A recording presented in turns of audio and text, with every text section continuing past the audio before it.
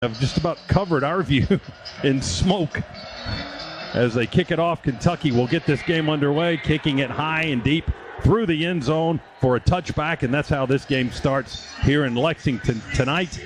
Georgia will start 1st and 10 from the 25-yard line after the kick of Aiden LaRosse for the Wildcats. This defensive front is stout for the Kentucky Wildcats. Already 20 tackles for loss on the season, 6 sacks.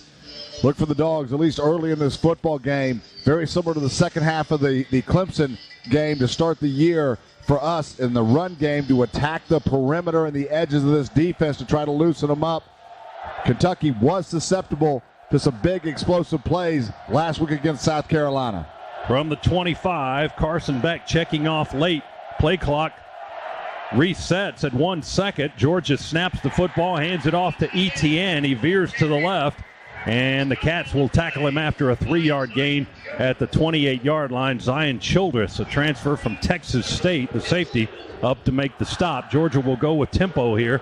It's a 3-yard gain, 2nd down and 7 from the 28. Handoff again to Etienne. This time, a lot more running room up the middle between the hash marks. He pushes the ball up the field to the 35-yard line, picks up 7, and a Scana Energy first down. Childress again the tackle for the Wildcats. Georgia has it 1st and 10 now at their own 35-yard line. Run pass option there by the Dogs. Handing the football off to Etienne right behind Ratledge and Truss. Gaping hole there for Etienne to run through.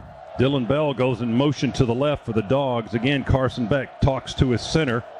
Jared Wilson now back in the shotgun. Etienne in the backfield to his right. Carson wants to throw. He'll put it in the air, and he's going for Dylan Bell on the far sideline, but he is a little bit off target there as Dylan was falling to the ground trying to get a hand on that ball, but it went sailing past him, incomplete. Just a hit. 2nd down. Sorry, Scott, just a hitch on the outside.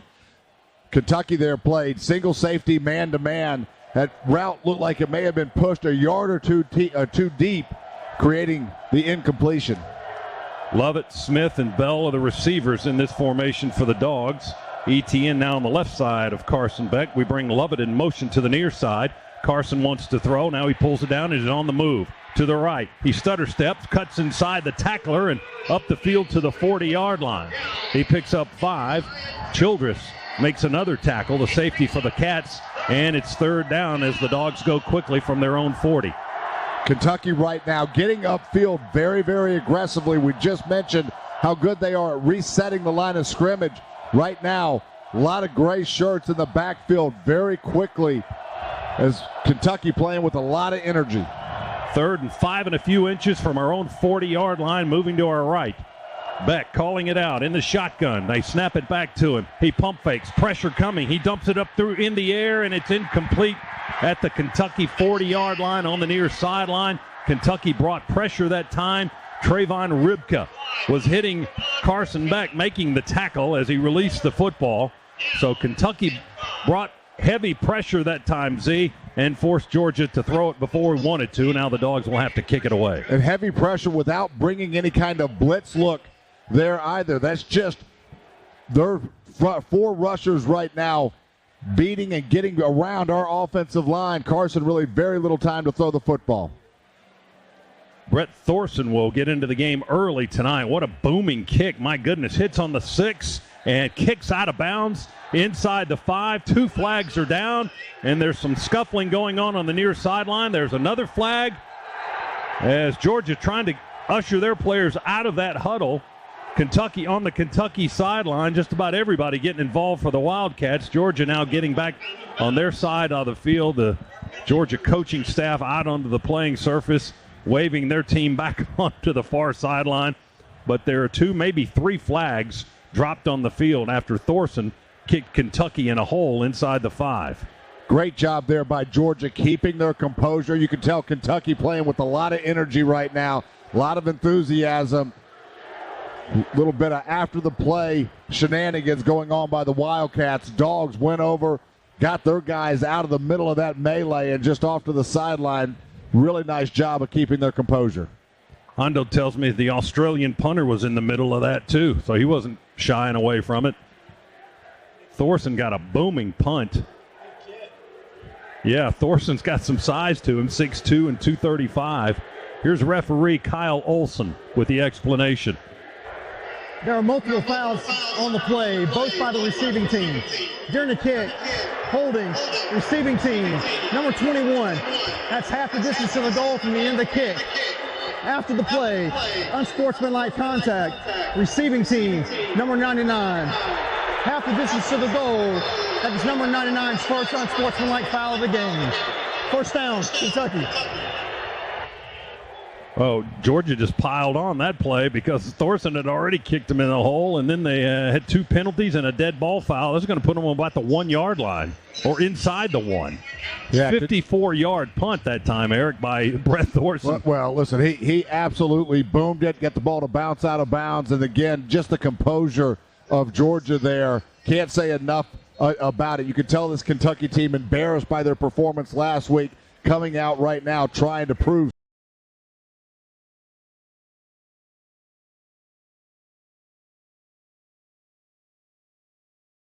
4 or 5 guys up on the defensive line. The linebackers fill in the gaps. It'll be Brock Vandegrift, the quarterback, will just keep it and surge ahead, and a pretty good surge there right behind the Kentucky offensive line, just straight ahead on the quarterback keeper up to the 5-yard line. So he picks up 4 yards just running right behind his beef up front. Yeah, Kentucky not wanting to take any kind of chances. Coming in there in the shadow of their own goalpost on the 1-yard line. Just a quarterback sneak to try to give themselves a little bit of breathing room, and they were successful at it. Now they'll work out of the pistol. Vandegrift, the quarterback, right on the goal line to take the snap. Man in motion to the far side. They play fake pressure. Vandegrift forced out. He rolls to the right. He's going to run it to the 10, 15, 20, and he slides feet first in the direction of the 25-yard line. They'll spot him down at the 22. We got 18 yards on the quarterback run around the right edge, and Kentucky is now out of that hole. Dogs brought pressure on the outside. We blitzed the linebacker on the weak side, brought the safety on the strong side. Kentucky did a nice job of picking that up. Chaz Chambliss, that was one of the oncoming blitzers on the outside, but left a huge hole for Brock, unable to go shut down that rushing lane. Vandegrift, known for his running ability when he was in high school at Prince Avenue Christian there in Bogart, Georgia. He'll throw it for the first time and launch a pass towards the far sideline. It's caught by Dane Key, a junior from Lexington, Kentucky, at the Kentucky 28-yard line. They pick up 6 on the play, and it'll be 2nd down and 4 for the Wildcats. Trying to move out of a hole, starting on their own 1-yard line. And doing a pretty good job of it. Just a quick hitch on the outside against off coverage there for Kentucky. Dogs D-line shifts to the left out of the shotgun. Vandegrift going to ride the running back and hand it off. He'll carry it, and that'll be Jamarian Wilcox, a redshirt freshman from Douglasville, Georgia, around the right edge, across the 30, stopped at the 31 by Nazir Stackhouse for the Dogs defense. To the 31, he got 4 or so. It's 3rd and a yard to go. And a quick snap. Nope, waved off. Kentucky wanted to get up to the line and snap it quickly. The offense substitute on the play. The defense must be given an opportunity to sub as well. It remains 3rd down. And the Kentucky fans in the stadium booing the rules of the game. No rules. We want anarchy. So Kentucky will have to go back to the huddle now and snap it again. It's 3rd and 1, and the Cats are on their own 31-yard line. They ran up to the line quickly, but they had subbed in players. So as you heard referee Kyle Olson explain, the defense is allowed to substitute as well when the offense does. Vandegrift goes under center. He drops back. He looks downfield. One man misses him. Christian Miller came up empty, but Stackhouse just drives him into the sideline on the far side of the field. There's a flag down at the 38. Nazir Stackhouse just laid the wood to Vandegrift on the Georgia sideline behind the line of scrimmage back at the 29-yard line. He lost 2, but let's check a flag dropped in the Georgia secondary. Prior to the pass, holding, defense, number 10. 10-yard penalty from the previous spot, automatic, first down. Well, all of those things were bad, as you heard referee Kyle Olson. The penalty on Damon Wilson, a sophomore linebacker from Nokomis, Florida, called for holding. Defensively, that's an automatic first down for the offense. And 10-yard penalty will put the Wildcats on their own 41-yard line. Yeah, Kentucky playing with nothing to lose right now. 3rd and short. They fake the dive right up the middle. Try to pick up a big chunk play. Obviously, we had the holding on the call, but Kentucky very aggressive right now.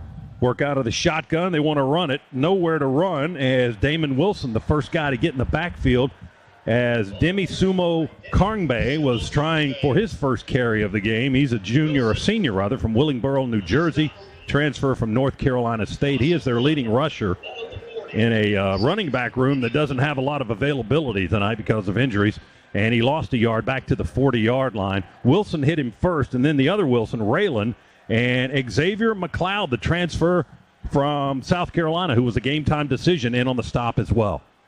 Cats want to run it again. This time Karngbe fighting through tacklers across the 40. Minimal gain up to about the 43-yard line.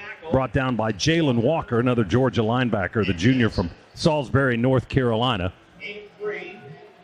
So it's going to be 3rd down and 8, Z. Yeah, 3rd and 8. Let's see what the Dogs do here. If we do bring pressure with Brock Vandergrift's scramble ability, we've already seen it earlier on this drive. Do we put a spy on Brock just to make sure he doesn't hurt us with his legs? Kentucky will go with an empty set, 3 to the right, 2 to the left. Ball's on the near hash. Cats moving to our left. Snap to Vandegrift. Sets and throws across the field and caught for completion at the Georgia 47-yard line, and then running directly out of bounds into the Georgia bench was Dane Key. That pass, Z, seemed like it took forever to get all the way across the field, but Key had a couple of steps on the defender. That was a long throw. Dogs went man-to-man there. Malachi Starks, that was in coverage. It was just an out route from a slot receiver. Ended up being from the far hash. Probably a 40-yard throw on that out route. Got 10 yards and a first down. Cats in Georgia territory at the Dogs' 47. They'll run it straight ahead with Sumo Karngbe again, running into a big crowd at the line of scrimmage. Raylan Wilson, the sophomore from Tallahassee, Florida, making the tackle for Georgia, jamming up the hole for no gain at the 47-yard line. So the Cats will be looking at a 2nd down and 10 now from the Georgia 47.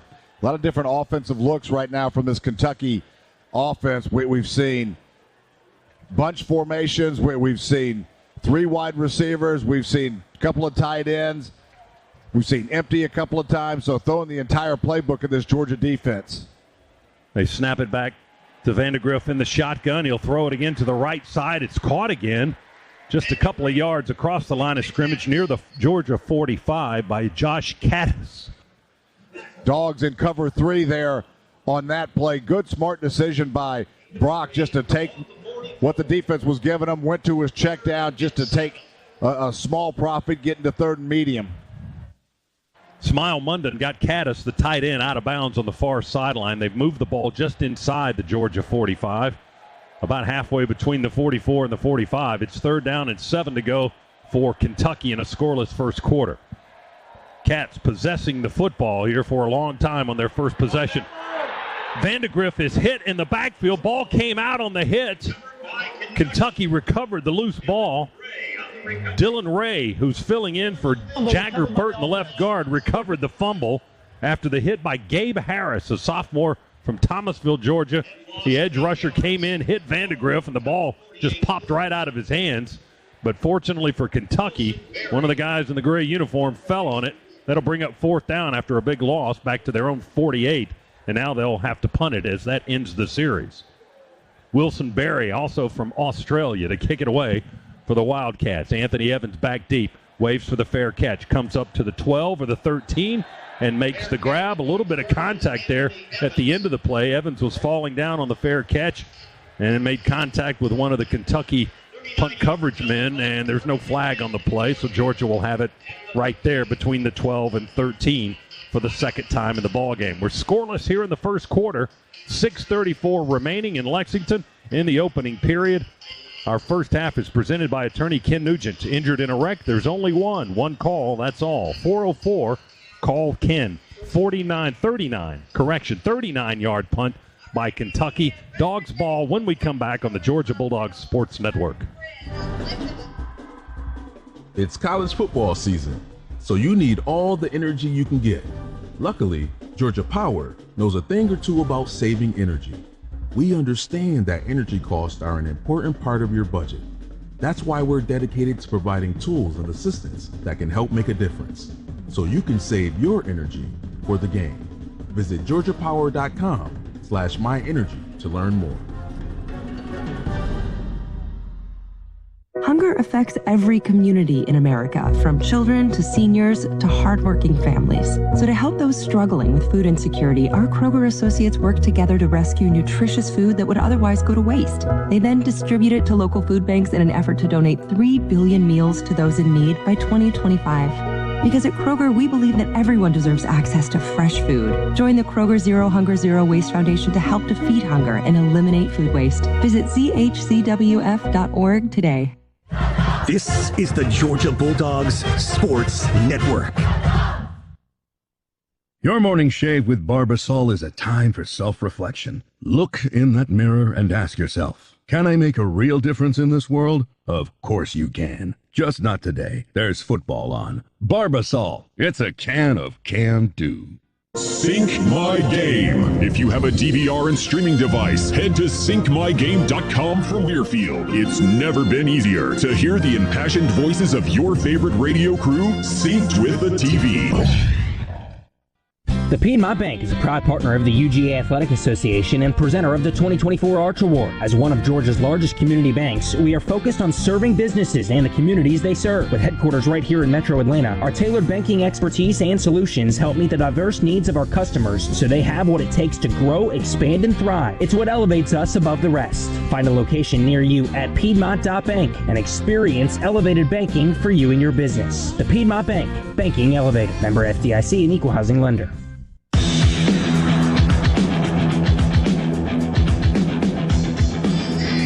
Scoreless game here in Lexington, Kentucky, as we rejoin you back inside the Piedmont Healthcare radio booth here at Commonwealth Stadium. Let's pause 10 seconds. Station identification, Bulldog Sports Network.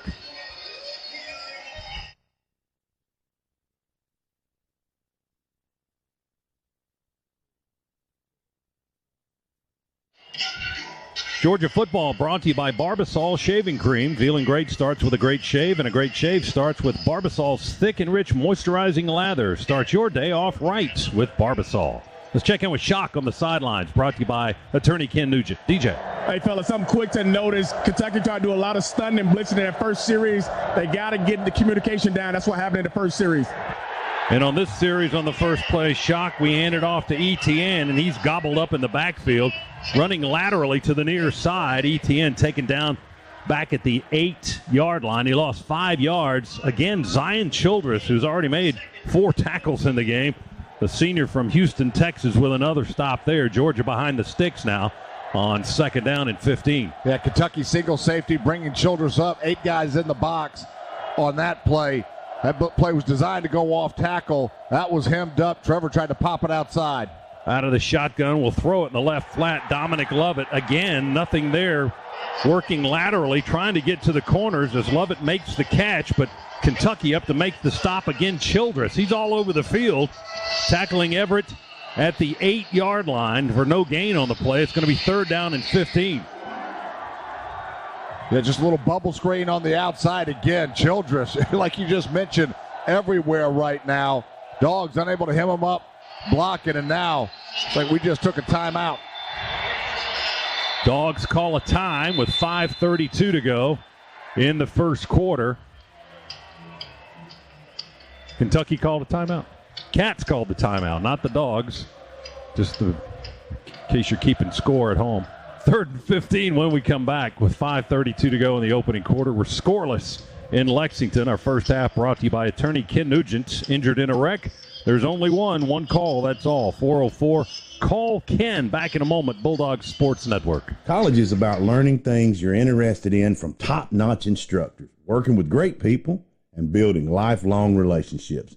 Sounds a lot like becoming an IBEW electrician. I'm Kenny Mullins for the International Brotherhood of Electrical Workers, Local 613. We're the other 4-year degree. If college isn't for you, but you're interested in learning a skill for a career that you can be proud of, come join us. Visit IBEW613.org.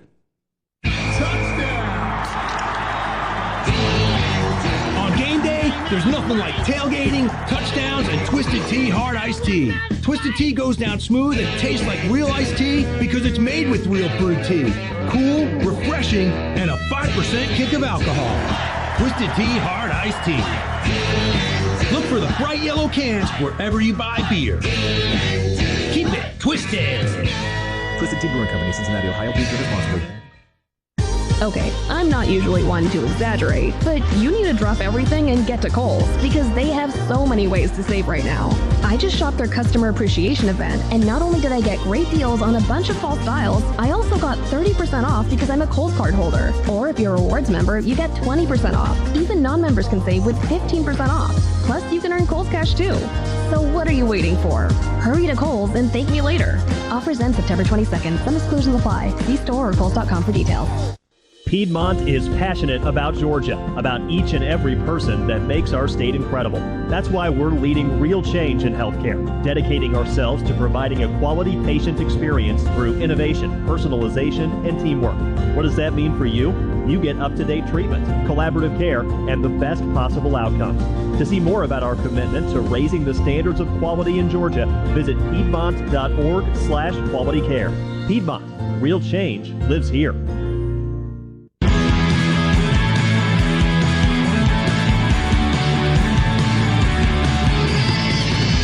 Along with Eric Zier, Scott Howard with you in the Piedmont Healthcare radio booth here in Lexington. When life gets real, start at Kohl's, where they've lowered prices on thousands of items your family needs for whatever life brings. Kohl's, where families come first.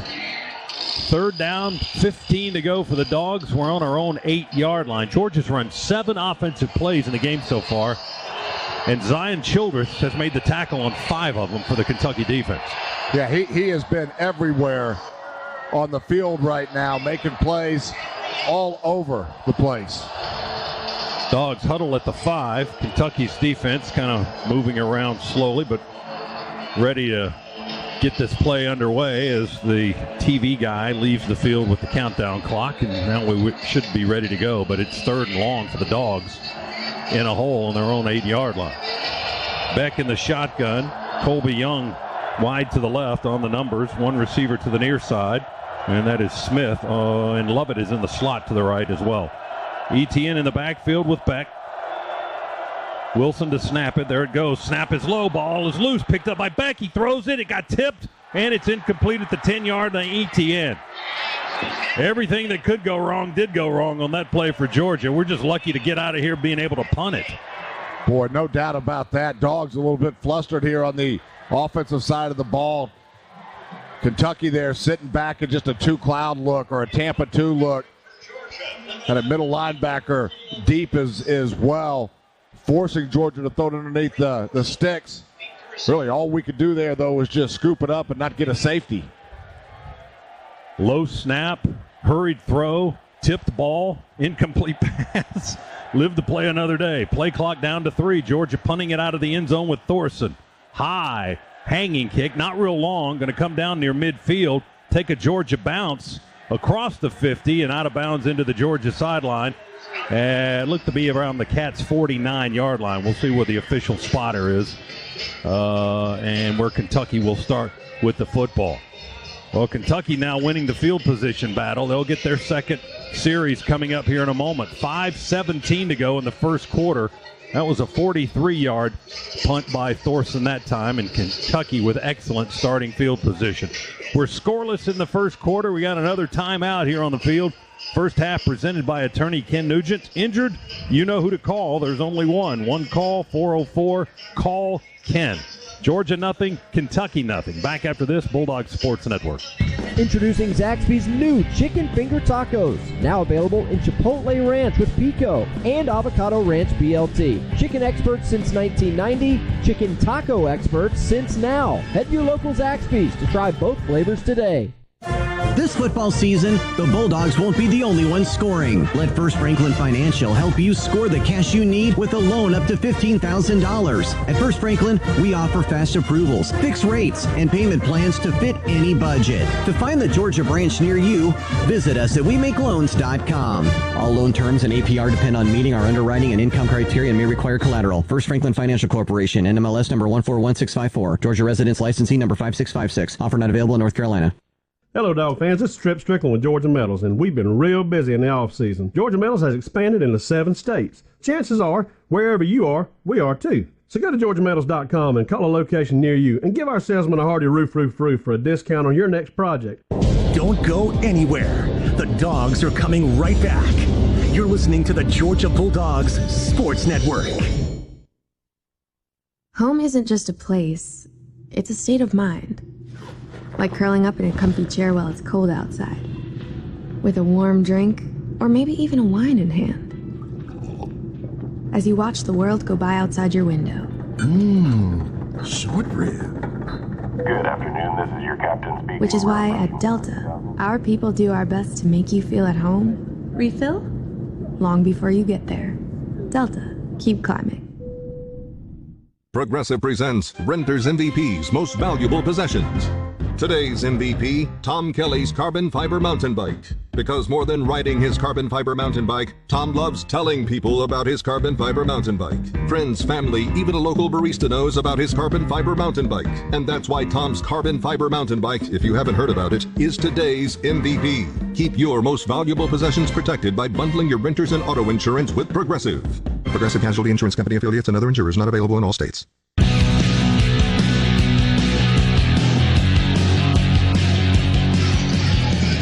Back inside the Piedmont Healthcare radio booth here at Commonwealth Stadium in Lexington, Kentucky. We're scoreless in the first quarter with 5:17 to go. And fans, Georgia football is brought to you in part by Modelo, proud partner of the Georgia Bulldogs. Grab a refreshing Modelo Especial brewed for full-time Bulldog fans. Drink responsibly.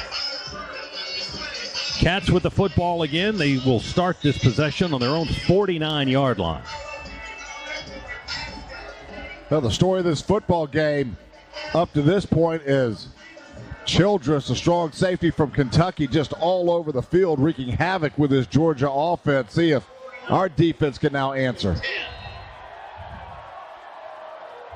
Cats will run out of the pistol, man in motion to the near side, play fake Vandegrift. With time, we bring pressure late, and the throw is made and caught on a falling down effort on the Georgia sideline across the way at the Bulldogs' 33-yard line. That's 18 yards and a first down. Barrion Brown, the junior from Nashville, Tennessee, with his first catch of the game. Dogs again in single safety. Brown just ran a deep comeback. Way too much time for Brock Vandegrift to sit in a clean pocket to deliver that pass. Couldn't throw it last week at all against South Carolina. Just 3 for 10 in that ball game. Vandegrift 4 for 4 for 37 yards throwing here against the Dogs in the opening quarter. 1st and 10, Kentucky on the Georgia 33. They'll hand it off and run it angling to the near side. Georgia will stack it up. The running back lost his helmet at the 30. Jamarian Wilcox, the redshirt freshman from Douglasville. There's a flag down at the 31 as well. Tackle made at the 29 by Chaz Chambliss, the linebacker, and Malachi Starks, the safety. Dogs did a nice job of stretching that play out. Personal foul, face mask, offense, number 85, 15-yard penalty, still first down. Kentucky fans got all excited when they heard that, but pulled the old switcheroo on them. It was an offensive face mask, and that'll be a 15-yard penalty on the Wildcats. Jordan Dingle, the tight end, with a no-no.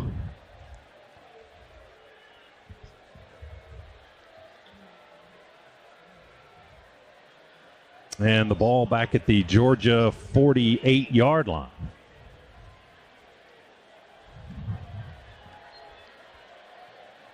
First and 29 for Kentucky at the Georgia 48. Motion man to the near side. Vandegrift claps his hands, takes the snap out of the shotgun, play fake, sets and throws. hits his man on a crossing route at the Georgia 45. He runs laterally towards the sideline. That's Jamori Macklin, the transfer, tackled by K.J. Bolden near the Kentucky sideline at the Dogs 43. The gain was 5 yards for Kentucky. Shallow crossing route there by Macklin. A good recognition by Brock Vandegrift. Dogs gave a pre-snap read of 2 high safeties. Right at the snap, they go to single safety. Good job by Brock getting down to his check down. That was Macklin on that shallow cross there. Macklin previously playing at Missouri and North Texas. He's from Kirkwood, Missouri. 2nd down and 20 to go from the Dogs 43. Cats on the move. Vandegrift will throw. Pass is tipped high. We catch the tip, but we can't stay in bounds with it. We almost intercepted it off the tip of Barry and Brown. It went right through his hands. Dalen Everett ruling on the field, juggling the ball as he goes out of bounds. And as I was talking over the referee, Kyle Olson, you heard him say the ruling on the field is an incomplete. The official ruled that he was juggling it when he caught it out of bounds going into the Kentucky sideline around the 30-yard line or so. So it's an incomplete pass, and it's 3rd down and 20 for the Wildcats at the Georgia 43. Vandegrift up quickly to talk to his offensive line. One back to his right. He's in the shotgun with 2 receivers right and 1 to the left. Vandegrift wants to run. He's running behind blockers. Found a little bit of space initially to get inside the 40, but the Dogs jam it up at the 2nd level at the 37-yard line and slow down the Kentucky quarterback. Make the stop right there. Yeah, 3rd and forever there. Kentucky not taking any chances against this Georgia defense. Just trying to get what they can get to shorten as much as they can this upcoming field goal attempt. Trio of linebackers making the stop. Raylan Wilson, Jalen Walker, and C.J. Allen for Georgia. Now the Cats are going to try a long field goal here. 55-yard effort by Alex Rayner, a transfer from Georgia Southern. He's 3 for 3 in his kick tries this year with a long of 41. There's the snap in the hole. The kick is on the way, and it is good. Just got it over the crossbar. It was a low kick all the way, just kept sailing, and Kentucky on the board first. A career-best 55-yarder by Rayner. And the Cats lead Georgia 3-0 with 2:45 to go in the first quarter. Well, as it always seems to be, we come into Lexington and find ourselves in the middle of just a physical brawl. See if the Dogs can answer after the Cats draw first blood. Scoring drive for Kentucky, 5 plays, 15 yards is all they covered in 2:33. 55-yard long field goal by the Wildcats. That's the Georgia Metals drive summary. From a doghouse to a dog's house, Georgia Metals has got you covered. Call Georgia Metals today and say roof, roof, roof for your Bulldogs discount. Well, Dogs so far, really nothing going on offense. Only 10 total yards, nothing through the air as Carson Beck is 1 for 4, but no yards through the air. Only 10 yards so far on the ground. See if the Dogs can find something to the aggressiveness that Kentucky has come out with playing on the defensive side of the football. Cats getting ready to kick it off. 3-0. Georgia's defense has not yielded a touchdown so far this season. And going back 3 games, actually, to last year's Orange Bowl game. As Eric Zier gives me the stink eye just for mentioning that. Yeah, you know, every time. You do it every single time. I just like to get a rise out of you. Here's the kickoff by the Cats from right to left. Evans thought about making the catch 2 yards deep in the end zone, but the ball kept sailing just over his head. He lets it go, and it bounces through the end zone for the touchback. And Georgia will have another crack at it here in the first quarter. 2:45 to play as we start from our own 25-yard line, now trailing 3-0. Trevor Etienne, 3 rushing attempts, only for 5 yards. Carson Beck has had 1 carry for 5 yards as well. Again, very little to be found in terms of yardage productivity for this Georgia offense as we move through this first quarter.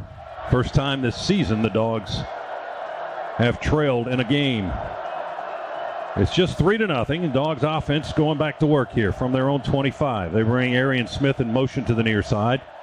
Play fake Etienne. Beck with time in the pocket looking. Now back steps a few paces and throws it to his right. It's caught by Arian Smith on the Kentucky sideline, and he will run the ball up to the 32-yard line before J.Q. Hardaway, a junior from Columbus and a transfer from Cincinnati, makes the tackle into the sideline at the 32, and it's a gain of 7 for the Bulldogs, and it'll be 2nd down and 3. Yeah, great protection that time by this Georgia offensive line. Even better coverage in the secondary by the Wildcats. Carson Beck finally able to get down to his check down. We go under center with Beck this time. He turns and hands it off to ETN, fighting for yardage. Gets the first down and a little bit more, running straight up the hash to the Cats' 38-yard line. Maxwell Hairston, the cornerback, makes the tackle, but not before ETN picks up a Scana Energy first down for the Bulldogs at Georgia's 38-yard line, a gain of 6. Again, right over the back of Tate Ratledge there. Good blocks downfield by Morris and Freeling. 2 new linemen into the game on this series. Morris at left guard and Freeling on the right side. This is ETN looking for space. He's just bopping around the pocket back there behind the line like a pinball. He went left, he went right. He got knocked on one side and then to the other, and finally stopped after about a gain of a half yard maybe. Between the 38 and 39, Keyshawn Silver and Dumas Johnson, Jamon Dumas Johnson, the Georgia transfer, on the hit for the Wildcats. Only a half-yard gain, if that. It'll be 2nd down and a long 9 for Georgia with 70 seconds to go in the opening quarter. Yeah, Scott, and that's just where this Kentucky defensive front has been so good, resetting the offensive line. You saw a great example of it there. Branson Robinson in for his first carry. He runs to the left behind tackle and guard, and Kentucky just stops him at the 40, picks him up off the ground and drives him back. But he got 2 yards to the 40, maybe 1 yard. De'Eric Jackson leading the way, a senior from Dublin, Georgia, weak side linebacker for the Cats. And that was a gain of about 1.5, perhaps. It's 3rd and 8 from the Georgia 40 for the Bulldogs, who trail 3-0. Yeah, Dogs looking for their first 3rd down conversion of this football game. See if they can get it here. 3rd and 8. Wilson up over the ball, right hand on it, ready to snap it back in the shotgun to Beck. He does. Sets up in the pocket, quick throw to the right, caught by Colby Young at the Georgia 46. Fighting to get loose of the Kentucky defender who lost his helmet. That was Hardaway. His helmet came off during the play. He held on and got Colby out of bounds at the Georgia 47-yard line. It's a yard shy of the first down. It's going to be 4th and a yard to go. Another quick hitch on the outside. Good job by Kentucky to close on Colby Young. Good open field tackle. Holding on until his cavalry and help came. Young not able to fight through that tackle to get the first down. He got 7. He needed 8. Last play of the quarter.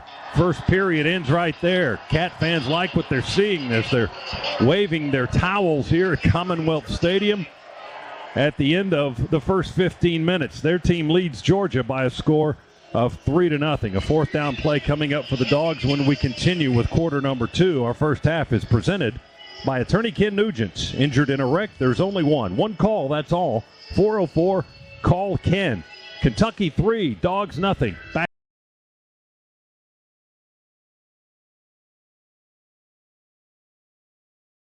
Trying to pin in Kentucky deep, but the ball bounced into the end zone. 8 seconds into the second quarter. Kentucky with a 3-0 lead. They'll have the ball at their own 20. That first quarter, Brock Vandegrift making amends for a pretty poor showing last week. We only completed 3 passes tonight, 5 out of 6 in that first quarter, 42 yards. And the leading rusher as well with 20 yards on 4 attempts.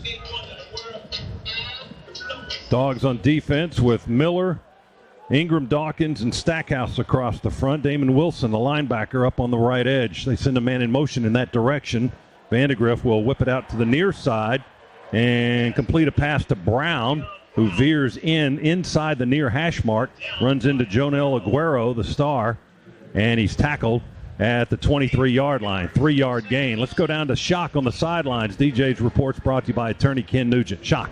Hey, fellas, you talked about Brock being able to move and run around. They said they have gotten out of their rush lanes at times. That's why he's been able to get out and move. So the emphasis is when you do blitz, make sure you stay in those rush lanes so you don't get outside. They're going to hand it off to Sumo Karngbae. He's tiptoeing to the edge on the left side and looking for space downfield. Head up while he runs. He runs right into number 8 again. Aguero makes the tackle as he crosses the 25. Only a 2-yard pickup for the Wildcats. And it's third down and a short 5 yards to go for Kentucky. Really nice job there by Aguero. Coming down, not only did he make the tackle, but was forcing the runner back inside, too, to where he had quite a bit of help. Raylan Wilson, one of those, scraping from his inside linebacker to come assist. Empty backfield for Vandegrift. Takes it out of the shotgun, throws it on a quick slant from the left edge. It's caught. Dane Key had a step inside on the defender, Dalen Everett, and they pick up the throw. They pick up the first down on the throw up to the 33-yard line. The gain was 8 for the Wildcats, so they move the sticks and move up to their own 33. Interesting route there by Kentucky. Looked like it was going to be a hitch on the outside and then kind of a delayed slant there to create separation. Dane Key's third catch of the night for the Wildcats. He's their leading receiver so far with 23 yards. They flip-flop a tight end, 2 tight ends to the right in this formation for Kentucky. Out of the pistol, bring a man in motion near side. Play fake. Vandegrift backpedaling as we bring pressure, and he will throw it up high. Rainbow throw into the Kentucky sideline, just getting rid of it. It sails out of bounds around the 35-yard line or so. K.J. Bolden, the freshman, was in the backfield and about to eat Vandegrift's lunch, Z. Yeah, he was. He came on a safety blitz, was untouched coming in. Brock Vandegrift, no choice there but to give a little bit of ground and just throw that out of bounds. 2nd and 10, Wildcats. The ball's on their own 33. They're on the far hash, moving to our right here at Commonwealth Stadium. They lead Georgia 3-0. Vandegrift in the shotgun. Motion man comes this way. They hand it to him on a jet sweep. Kentucky, they run into, that's Anthony Brown-Stevens on the jet sweep. He ran into the back of his blocker on the right side and just crunched himself. Jonell Aguero was there to make the stop as well, but I think the full brunt of the blow came from friendly fire there that time as Brown-Stevens, hyphenated last name, is down at the 36-yard line. He got 3 yards, and it's 3rd down and 7 for the Wildcats. Good job there by Kentucky, though, getting the edge, and again, Aguero, nice job squeezing from his cornerback position to get in on the play. 2 receivers right, 2 to the left, tight end to the left for Kentucky, and an empty set for Vandegrift again. He's got time. We have 4 rushing. Boom! Wow! What a hit on the pass play. Caught at the 36-yard line by Sumo Karngbae out of the backfield. But Julian Humphrey went low and just upended the Kentucky running back at the 37, maybe the 38. 37's where they have it. He got 1 yard and paid the price for that, and they'll have to punt it on 4th down. Boy, great job there by Humphrey. We were in cover 2, and he was just sitting back. He had no other threat, no other receiver on his side of the field, and just sat waiting. As soon as he saw a flash of color, was up immediately to make the tackle. Terrific tackle by the Texas native Humphrey. Kentucky will punt it. Evans lets it bounce. On the far side, it'll be downed after a high bounce at the Georgia 22-yard line. Evans was probably about 20, 30 yards away from it when he went over to field it. It was too late. It had already checked up on him, and Kentucky surrounds that football and downs it at the 22 after a 41-yard punt. 11:29 to go, second quarter. Kentucky leads Georgia 3-0. The Dogs will have the ball when we come back after the timeout. Our first half tonight presented by attorney Ken Nugent. Injured? You know who to call. There's only one call. 404-CALL-KEN. Back in a moment, Bulldog Sports Network. This football season, the Bulldogs won't be the only ones scoring. Let First Franklin Financial help you score the cash you need with a loan up to $15,000. At First Franklin, we offer fast approvals, fixed rates, and payment plans to fit any budget. To find the Georgia branch near you, visit us at WeMakeLoans.com. All loan terms and APR depend on meeting our underwriting and income criteria and may require collateral. First Franklin Financial Corporation, NMLS number 141654. Georgia residence licensing number 5656. Offer not available in North Carolina.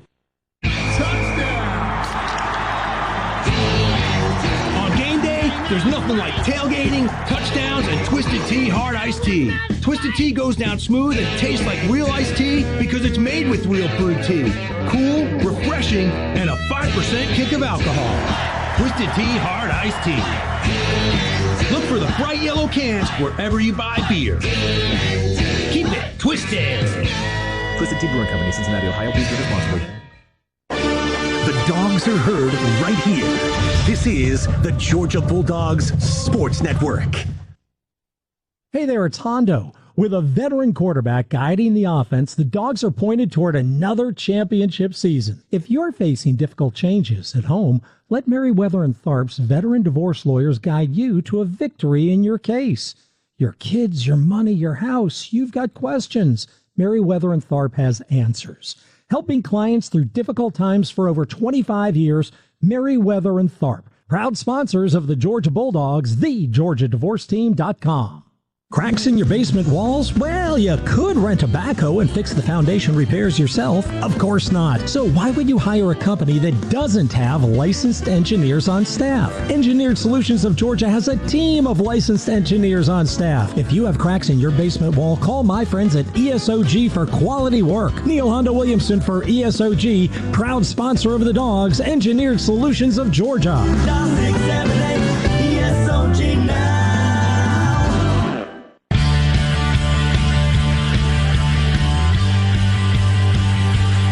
3-0 Kentucky leading Georgia here in the second quarter as we welcome you back inside the Piedmont Healthcare radio booth. Scoreboard update brought to you by Modelo, proud partner of the Georgia Bulldogs. Grab a refreshing Modelo Especial brewed for full-time Bulldog fans and drink responsibly. Georgia State 12-10 leading Vanderbilt at halftime in Atlanta. Tennessee laying it on thick against Kent State there in Knoxville. That's the first quarter score. Ole Miss 23-6 over Wake at the half. Texas 28-7 over Texas San Antonio at the half. Baseball, Braves lead the Dodgers 4-1 there in the fifth. Here again, it's 3-0. Kentucky leading Georgia. Dogs ball, 1st and 10 on the 22. Beck being grabbed as he throws. Will put it in the air, and it's caught by Dominic Lovett. Not too far across the line of scrimmage at the 25. He's brought down quickly by De'Eric Jackson, a linebacker from Dublin, Georgia, for the Wildcats. The gain was 3. Second down and 7 for the Dogs. Carson wanted to go to Dylan Bell on a hitch and go on the outside. Good coverage there by Kentucky, and a good quick decision by Carson to get back to his check down. ETN in the backfield with Beck in the shotgun. Bell to the near side, Smith to the far side. Tight end Lawson Lucky in a wing on the left. Handoff ETN running to the right, cuts back in the middle of the field, and he's wrapped up around the legs at the 29, maybe the 30-yard line by De'Eric Jackson and Trayvon Ribka, linebacker and a defensive lineman. But ETN gets the ball 5 yards up to the 30. It'll be 3rd and short, 3rd down and 2 for the Bulldogs. This is manageable for the Dogs to pick up their first 3rd down conversion of the ball game here. They only need 2. Let's see if they can get it done with 10:17 on the clock here in the second quarter. Beck in the shotgun. ETN to his right in the backfield. Wants to throw. Beck bouncing. Rolling to his right. Throws it downfield. It's tipped, but caught off the tip. I think, sliding to the turf. Dominic Lovett caught it at the 44-yard line of the Dogs. They'll put it on the 45. And that's a first down the hard way. Boy, is it ever, but good for the first 3rd down conversion. The coverage just excellent there by Kentucky. Carson had to buy some time. Dominic Lovett slid behind all the defenders there and fortunate to catch it off the tip. Got 15 and a Scana Energy first down. Dogs will run it on 1st and 10 from the 45. And not much space there, only a two-yard gain or so. J.J. Weaver, the linebacker, and Walker, the defensive tackle, make the stop. Georgia has a player injured, and we've got a stoppage of play. The ball is right on the UK logo in the middle of the field at the 47. Ratledge is the injured player, and he's being assisted by the training staff now. We've got a timeout with 9:28 to go in quarter number 2. Timeout here in Lexington. 3-0 is our score. Cats leading the Dogs. Our first half is presented by attorney Ken Nugent. Injured in a wreck? There's only one. One call, that's all. 404, call Ken. Back in a moment on the Bulldogs Sports Network. There's nothing quite like Saturday between the hedges at Sanford Stadium. And as an official partner of the Georgia Bulldogs, the Hoffman Financial Group knows that in retirement, every day is Saturday. Whether your goal is to follow the Dogs to every game, home and away, or gather with your friends to watch at your own doghouse, the Hoffman Financial Group is here to help. We all have dreams of when we want to retire and all the fun things we want to do. But then all the questions come up. Did I save enough? What if taxes go up? What if the market goes down? The Hoffman Financial Group can help answer those questions and more with a complimentary portfolio x-ray. Get your game plan for retirement started today. Call 770-758-6288. That's 770-758-6288. Or online at unleashyourmoney.com and set up your free portfolio x-ray. Investment advisory services offered through Brookstone Wealth Advisors, a registered investment advisor. Insurance and annuities offered through the Hoffman Financial Group, Inc. Georgia Insurance License 163546. Piedmont is passionate about Georgia, about each and every person that makes our state incredible. That's why we're leading real change in healthcare, dedicating ourselves to providing a quality patient experience through innovation, personalization, and teamwork. What does that mean for you? You get up-to-date treatment, collaborative care, and the best possible outcomes. To see more about our commitment to raising the standards of quality in Georgia, visit piedmont.org/quality care. Piedmont, real change lives here. I'm attorney Ken Nugent, and I'm here with legendary Georgia Bulldog quarterback and radio host Buck Ballou. Ken and I are teaming up to give back to the brave men and women of our military. Ken's going to donate $500 to one member of the military every Bulldog football game this season. If you're a member of the military, go to attorneykennugent.com to enter. And somebody's going to win $500 every game. One click. That's it. Ken Nugent, proud partner of the Georgia Bulldogs Sports Network.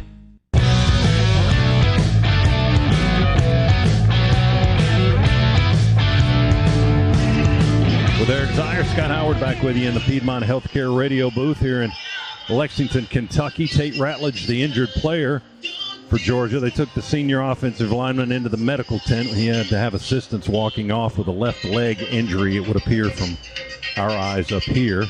And we'll get you an update as soon as we can on Tate. Micah Morris expected to enter the game now as one of the Georgia offensive linemen. Should be Green, Fairchild, Morris, Wilson, and Truss when play resumes.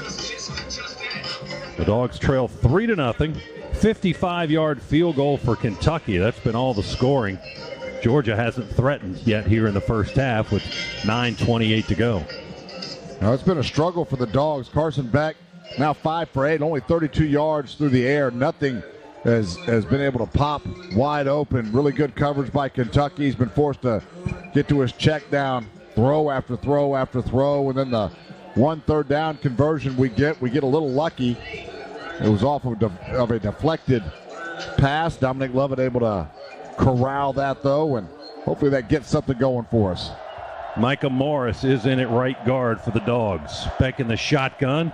Handed off Etienne. He dances, sidesteps tacklers in the backfield, angling to the left to the near side, and he's twisted down near the numbers on the Kentucky side of the field around the 48-yard line. All of that produced 1 yard. Davin Rayner, a transfer from Northern Illinois, made the tackle from his linebacking spot for the Wildcats. It's 3rd down and 7 for the Dogs. Gain was only 1, 3rd down. See if the Dogs can pick it up. 2 hard claps quickly by Beck. Kentucky stays put. Now Carson will walk up and talk to his offensive line. Drops back into the shotgun.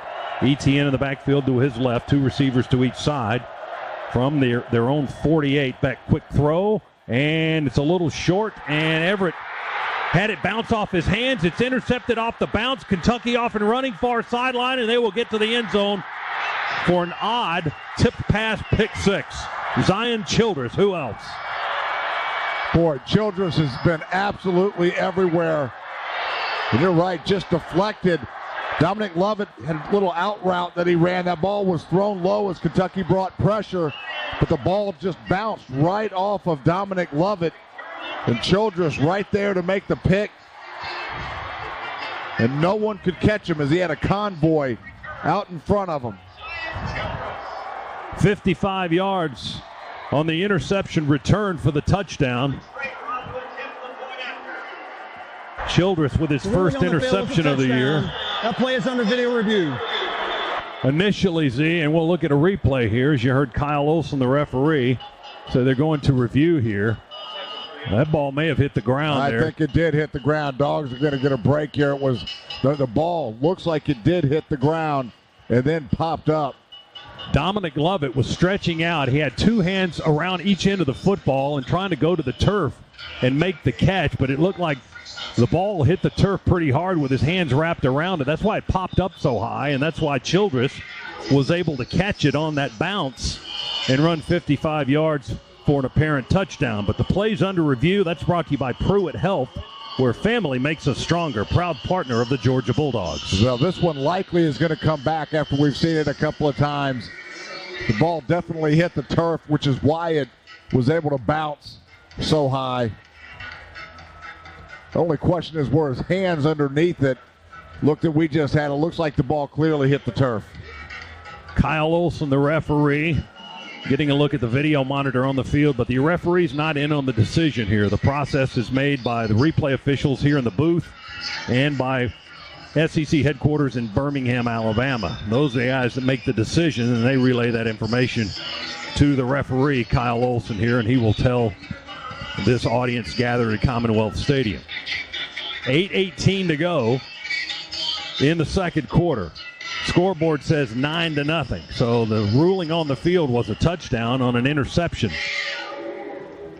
Well, what's undeniable, if this will be overturned. Excuse me, Eric. Yeah, what's undeniable, I'm assuming this play is going to be overturned right now, but Zion Childress, 5 total tackles, 4 solo. He's got a tackle for loss.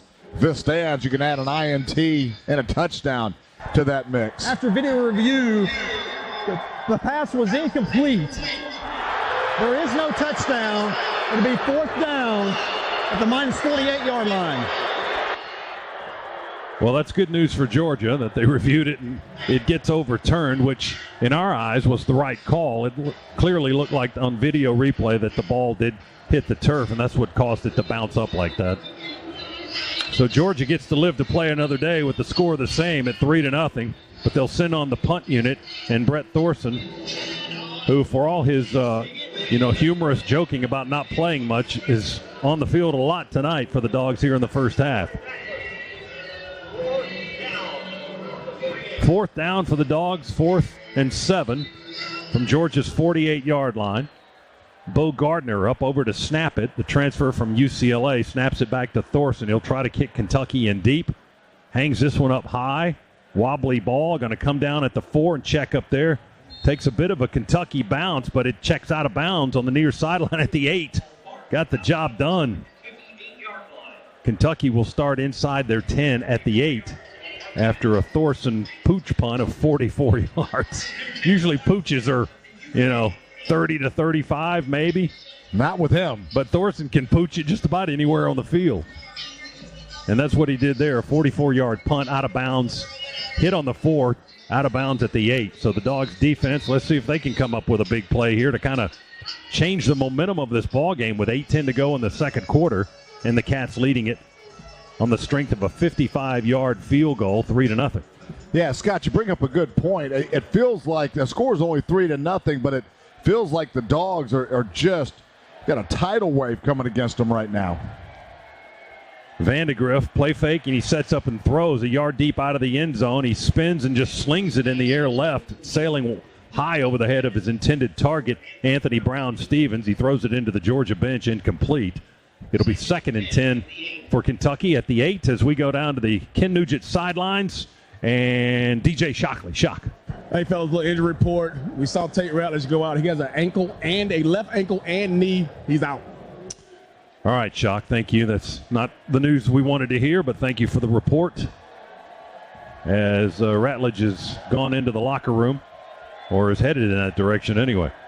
Play fake here by Kentucky, and Vandegrift directing traffic as he will keep it and run. He pulled it out of the belly of the running back and headed off to the right outside the numbers, chased into the sideline here on the Kentucky bench area at the 14-yard line. He got 6 on the scramble, and it'll be 3rd and 4 as Malachi Starks chased him into the boundary.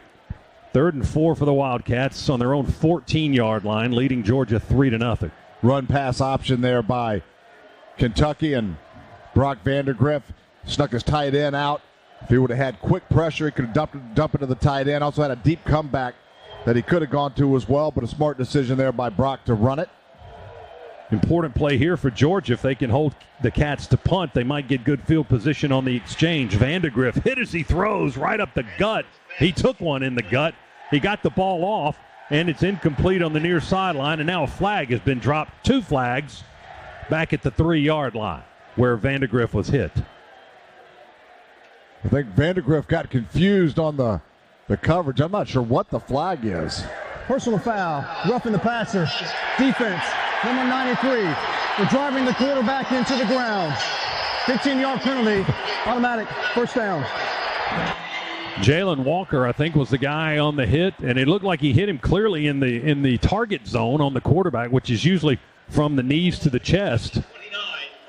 But Kyle Olson, the referee, said personal foul, driving the quarterback into the ground. I don't know how you don't supposed to do tackle that. him.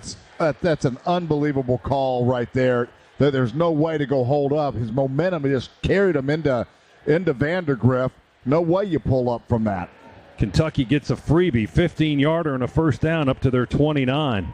Big play win against the Dogs that time. Vandergriff in the pocket, and Wilson was bearing down on him to the right. Another flag is down back at the 21-yard line where Vandergriff took another hit as he throws a long incompletion to the far sideline. There's a flag over there at the end of the pass play as well at the 46. Fred Farrier was the intended target on the far side of the field. Pass was incomplete. There's 2 flags on the play. And probably, well, we expect 2 different fouls, obviously, on that. One is in the Kentucky backfield where we hit Vandergriff again, and the other is at the end of the pass play on the Georgia sideline.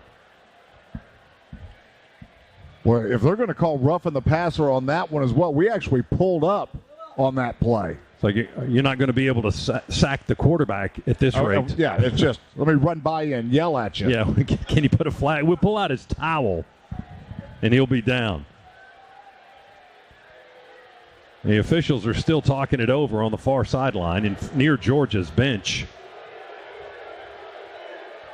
And maybe we'll get an explanation here from Kyle Olson, the referee. There is no foul for defensive pass interference.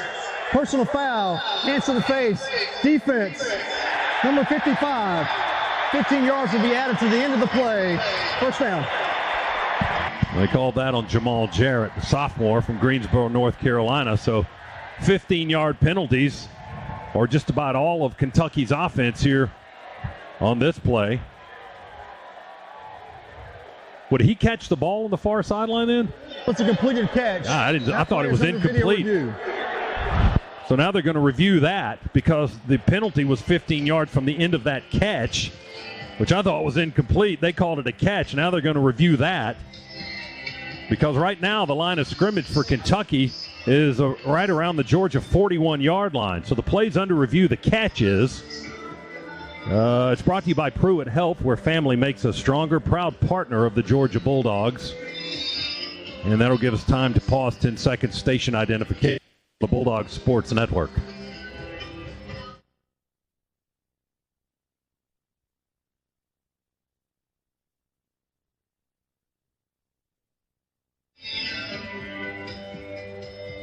Kentucky leads 3-0.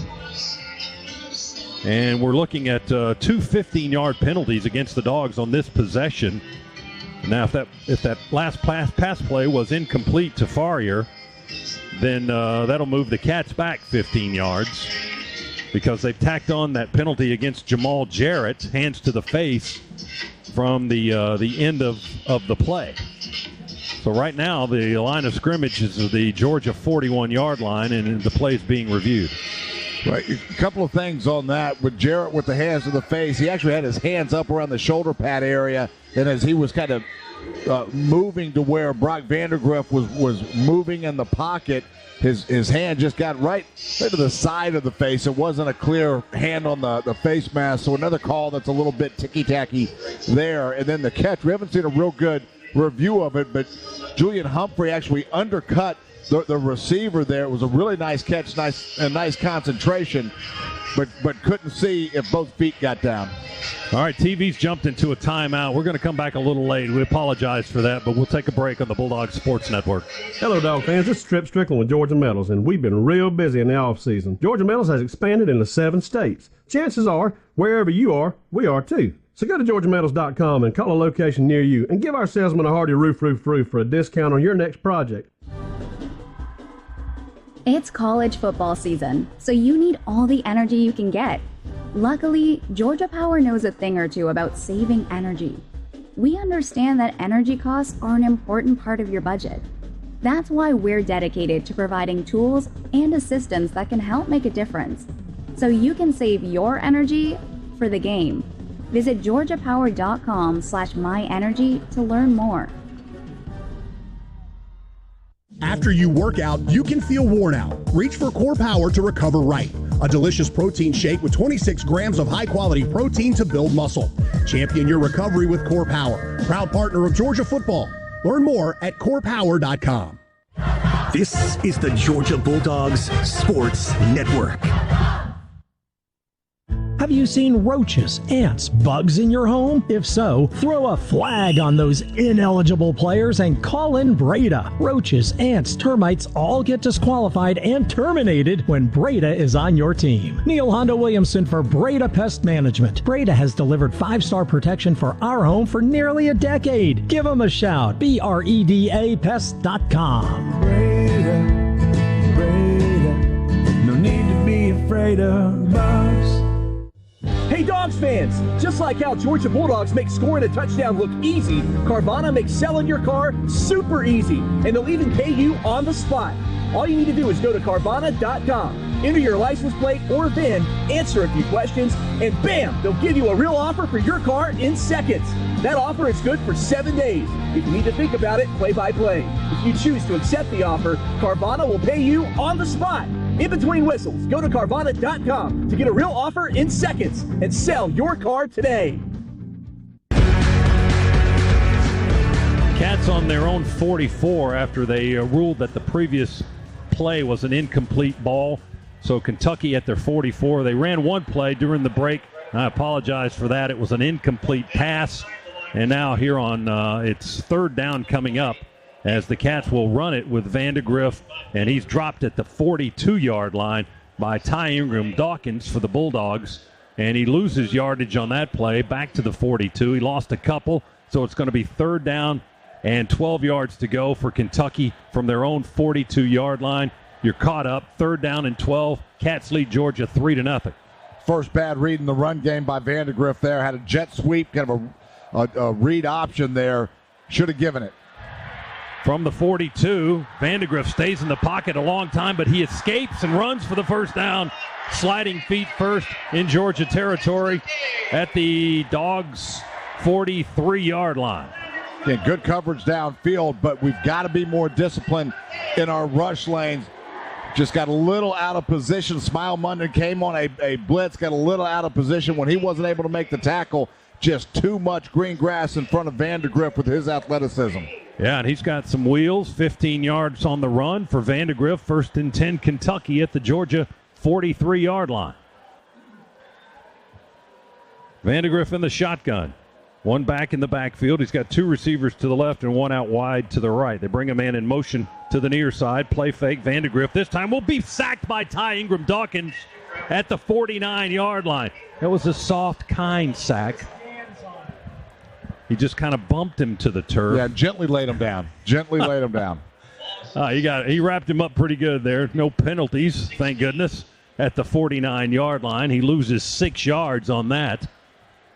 And it'll be 2nd down and 16 for the sack for Ty Ingram Dawkins. Boy, what a move by Ingram Dawkins there. Just a spin move on the inside. Left the offensive guard that was trying to block him just whiffing at air. That's his first sack of the season. First sack tonight by the Dogs. Out of the pistol, play fake, Vandegrift. Here comes pressure. He's going to go down again. Ball is out, bouncing on the 30. Dogs are trying to get on it, and they do. Damon Wilson recovers it with a Kentucky man on top of him. Get him down at the Kentucky 20, 3-yard line. Dogs ball going the other way. Boy, huge play right there. Just credit this Georgia defense. Again, it was a delayed blitz by Raylan Wilson that got to Brock Vandegrift and knocked the football out. Dogs now in serious business. If you felt like we were on the rope, see if we can take advantage and see if we take a shot right now with the quick change in momentum. The Wilsons getting it done. Raylan with the strip and the hit, and Damon Wilson with the recovery. That's Georgia's second fumble recovery of the year. We only recovered 3 fumbles all of last season. And the Dogs in business here on the Kentucky 23-yard line. A quick exchange. We'll see if they can strike quickly here with 4:45 to go in the quarter. 3-0, Cats lead. Dogs with an opportunity here on the exchange. Beck's in the shotgun, 3 receivers left. He brings Lovett in motion to the right.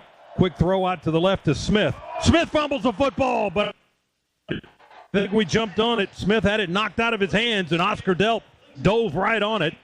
It's an incomplete pass. 2nd down. So incompletion, but Delp was there to save it just in case. Incomplete ball will bring up 2nd and 10 from the Kentucky 23. Just a quick bubble screen on the outside. The ruling there is that Smith never made a football move. It looked pretty close to being a football move to me, but result of the play, if we would have covered it anyway, would have been in the same exact spot. He was striding for that first step when the ball was knocked out of his grasp, so maybe he hadn't secured it, but the Dogs will take the incompletion. 2nd and 10 from the Cats 23. Handoff Etienne. Etienne angles to the 20. Still running. Close to the numbers and tackled down around the legs at the 16-yard line by a Hardaway, the cornerback. About 8 yards on the run for Etienne. Going to bring up 3rd down. Dogs get into the Massey Ferguson red zone for the first time tonight. Experience the straightforward, dependable tractors that will take you through the season strong. Massey Ferguson. Good job up front there by Ernest Green, and then Fairchild had a collapse in the edge of that Kentucky defensive line, and then Arian Smith, nice block downfield from his receiver position. They called it a 7-yard gain. Branson Robinson in the backfield now for the Dogs here on 3rd down and short. 3 receivers right for Beck. He sets and throws, nearly picked off. He threw it into double coverage. The ball is incomplete at the 12.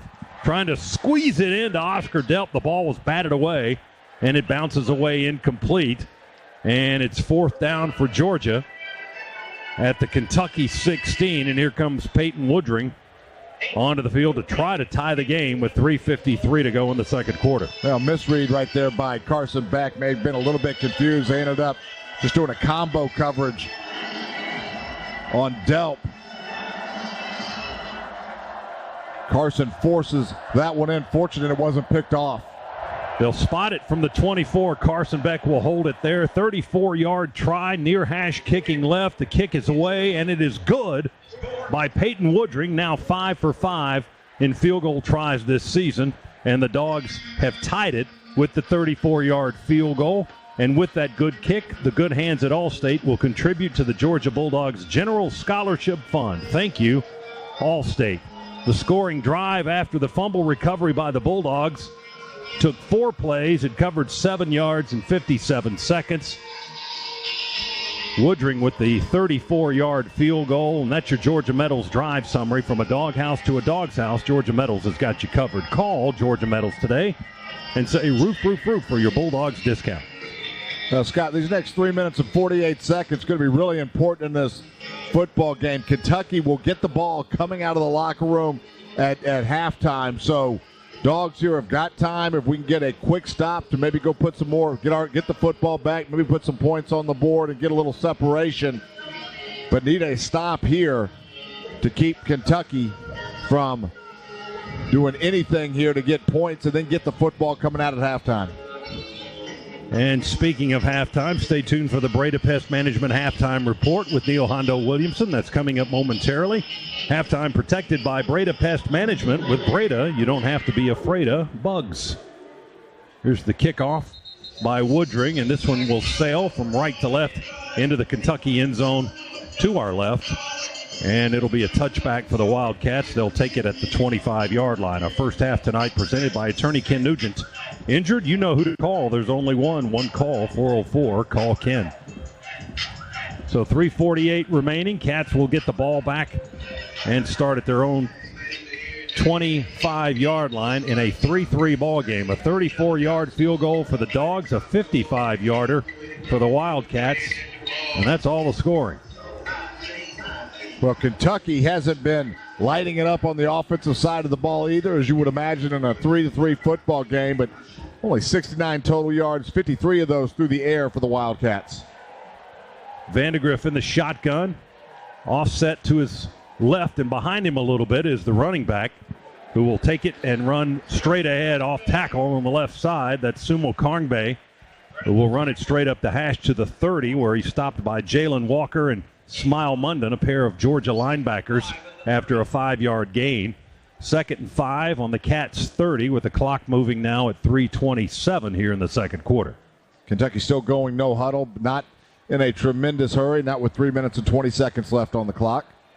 Karngbe in the backfield gets another opportunity, a little bit of daylight there at the line of scrimmage. He runs through it and then adds 4 yards on the other side up to the 34, stopped by the linebacker Chaz Chambliss, close to a first down. It's 3rd and a yard to go. He got 4 that time. So 3rd and 1 from their own 34. They'll run it again. Sumo Karngbe bounces outside, and he gets to the Georgia sideline where he had some clear sailing. He picks up the first down easily and up to the 46-yard line for a gain of 16. First down for the Cats. Here they go. Run out of bounds over there by Malachi Starks. Well, Sumo Karngbe there just able to bounce that outside. The entire contain for Georgia just collapsed as we thought he was going to try to run that in between the tackles on the 3rd and short. Correction, the gain was 12 for the Wildcats. They're on their own 46. They snap it back again to Vandegrift. Hand it off. Again, bounces out around the left corner. Ball is loose on the hit at the 50. Karngbe coughed it up, but Kentucky falls on the loose ball. Jordan Dingle, the tight end, got on the loose ball at the Cats' 49.5. Boy, good hit on the outside by Dylan Everett. Put his helmet right on that football. Cats fortunate there that they're in position to pick up that ball that was on the turf. And we have reached the 2-minute timeout in the first half after that hit by Everett. Coughed up the football. Kentucky did, but Dingle fell on it for the Wildcats, so they will have it 2nd and 6.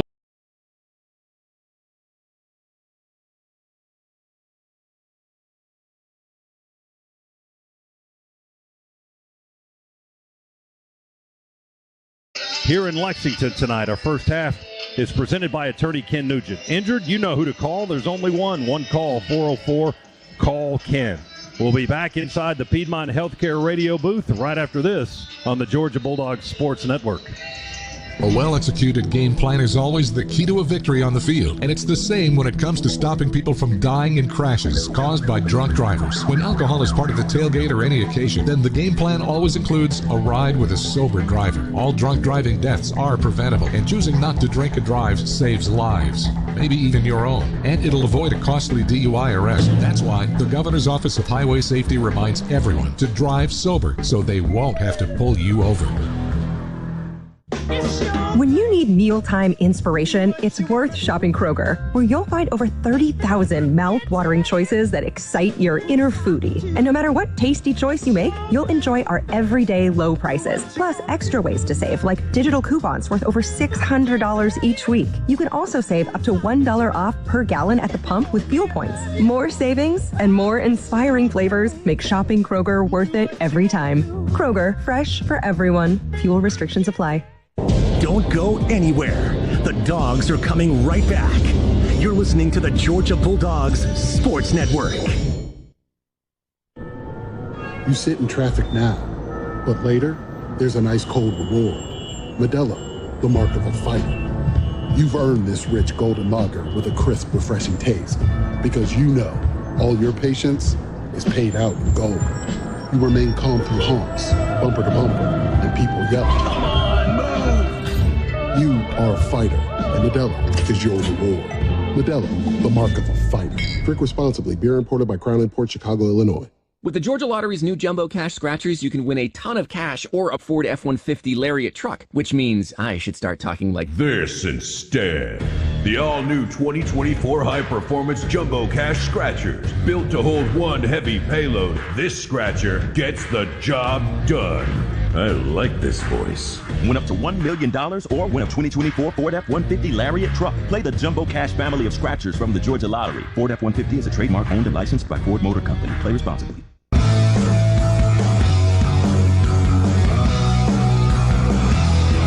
3-3, Cats and Dogs tied here late second quarter. As we take a look at our second quarter recap presented by Ag South, Ag Georgia, and Southwest Georgia Farm Credit, loans for land and farms. The offensive numbers are not eye-popping on either side. Total yards for Kentucky now just 94 yards, but Georgia less than that at 64 yards total. We've passed for 32 and rushed for 33. We've had 4 penalties in the first half, only 3 first downs, and we're 1 for 6 on third down. Carson Beck 5 for 11 for 32 yards. Trevor Etienne is our leading rusher, 9 for 26. Dominic Lovitz caught 3 balls for 18 yards. And those are Georgia's numbers here in the second quarter. Second down and 6 for the Cats. They're on the 50, moving to our right. Out of the pistol now, 2 men to the left for Vandegrift. Takes the snap, hands it off. Sumo Karngbe starts straight, bounces out left, and hops his way across the 50 to the Georgia 45. Practically untouched on that left side.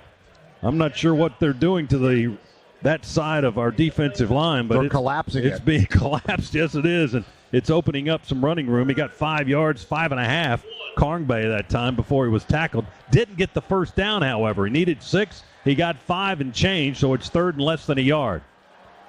At the Georgia 45-yard line. Snap it back. Vandegrift takes it, hands it off.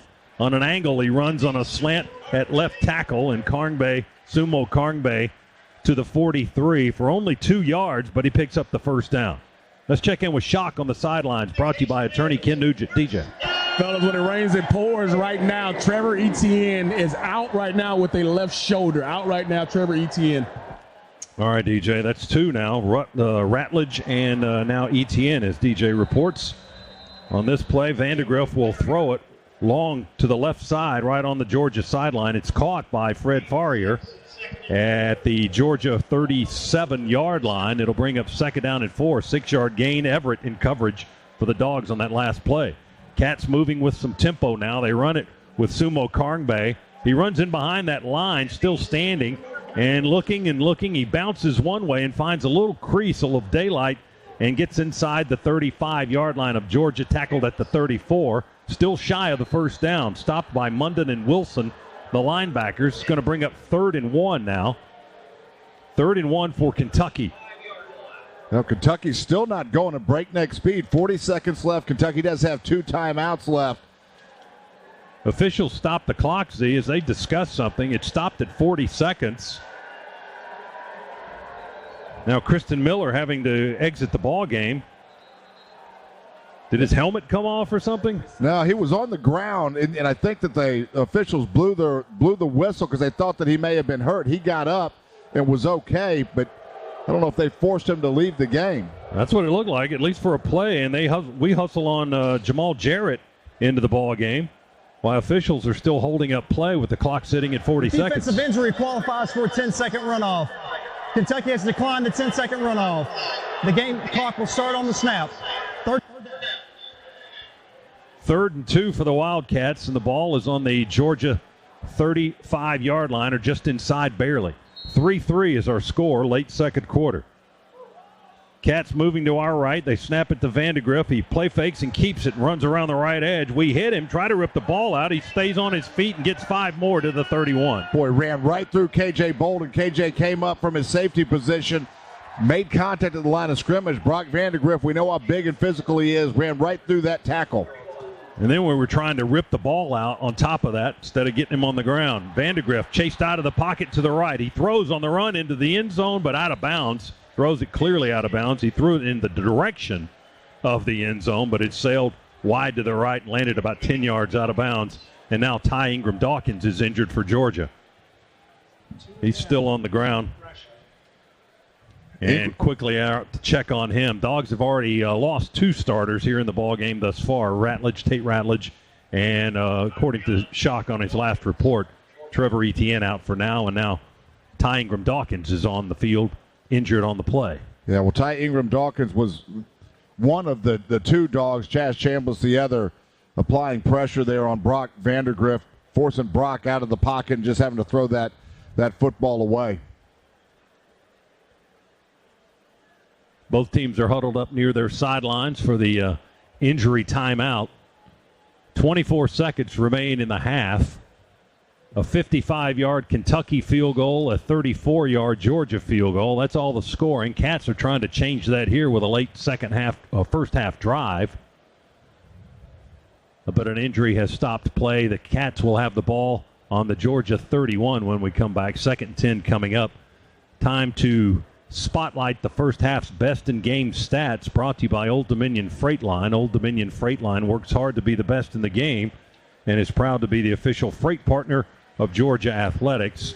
And in a game where the stat lines are very ugly on both sides of the field, offensively anyway, probably go to the Georgia punting numbers to see where we have been the most successful. Brett Thorson, 4 kicks, averaging 50.3 yards per kick, has a long of 58 tonight. He's had 2 inside the 20 and 2 50-yarders plus in his kicking duties tonight. So that's your best stat for the Bulldogs here in the first half, as Ingram Dawkins slowly limps to the far sideline. He's walking on his own, but with a noticeable slow limp.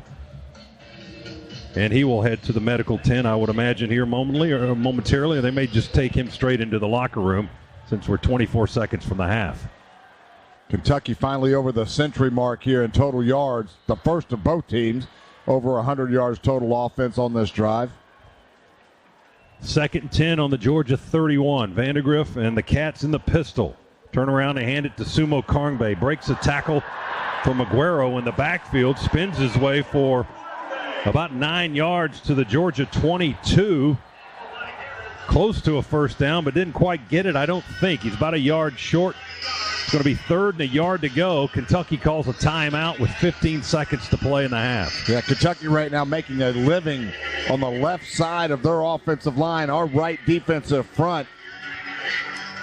Had a number of plays where Sumo Karngbe has been able to go bounce that outside. That time just straight off tackle, picking up just gashes of yards right now, running the football, but almost everything is going to that right side of our defensive front.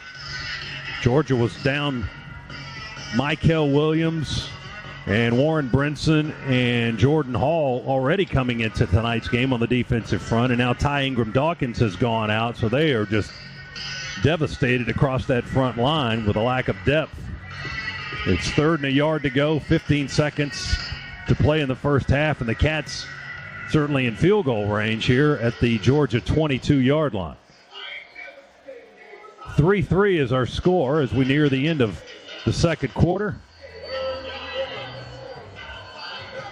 And the stat lines for Georgia is not good at all. Kentucky with 122 total yards so far, 65 for Georgia. The Dogs only have 3 Scana Energy first downs tonight.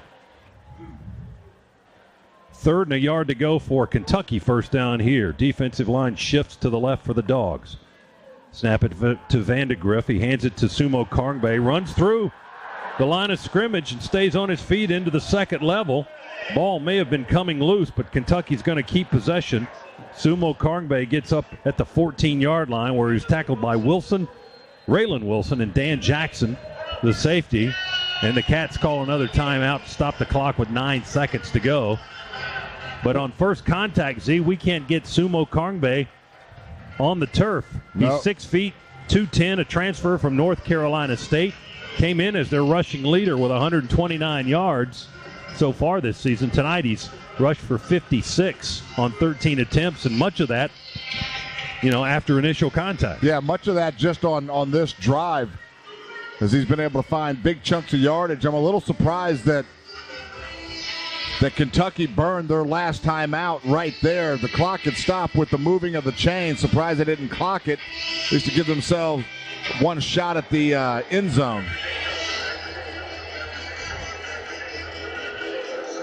Kentucky they're pointing at the scoreboard. They may have wanted the officials to check for targeting on that. Yeah, Dan Jackson came down, lowered the crown of his head.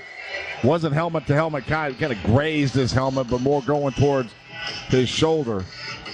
Kentucky's head coach, Mark Stoops, has his headset off and his hands on his hips talking to the head linesman on the Kentucky sideline. That's what he's been doing most of this timeout, talking to the officials, trying to get them to look at that last play, but the play's being looked at all the time.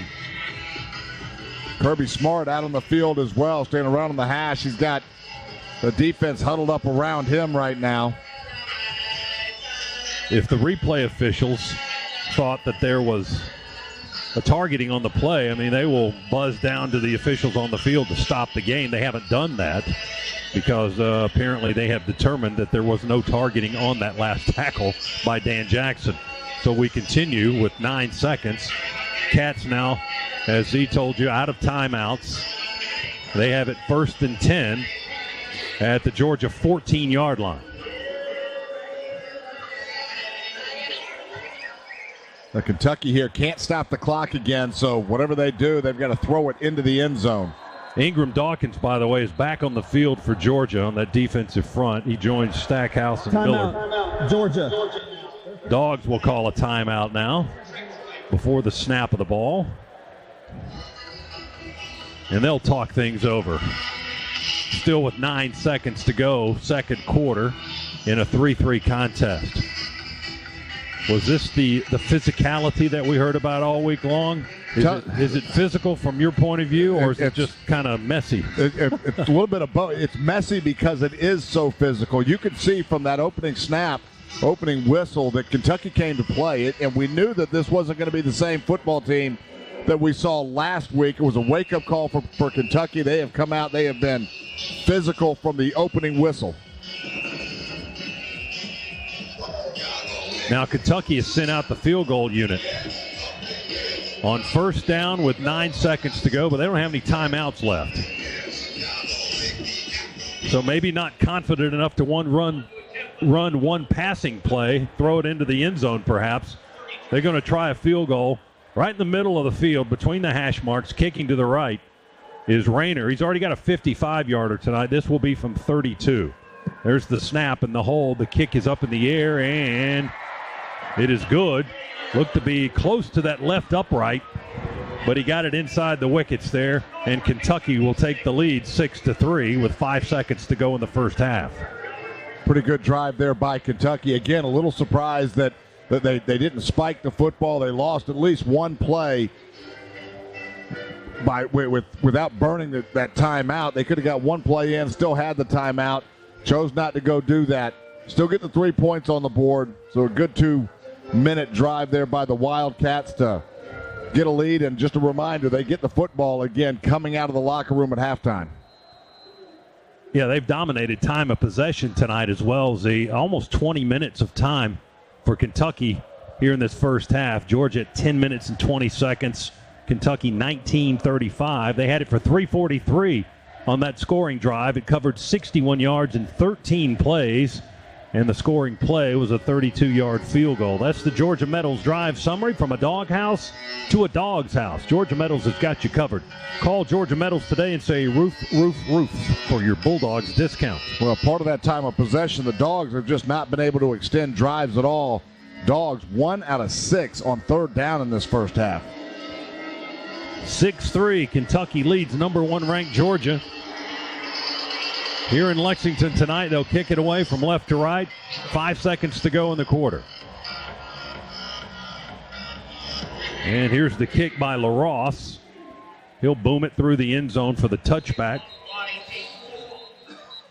So no time runs off the clock, and Georgia will get one play with 5 seconds to go from their own 25-yard line.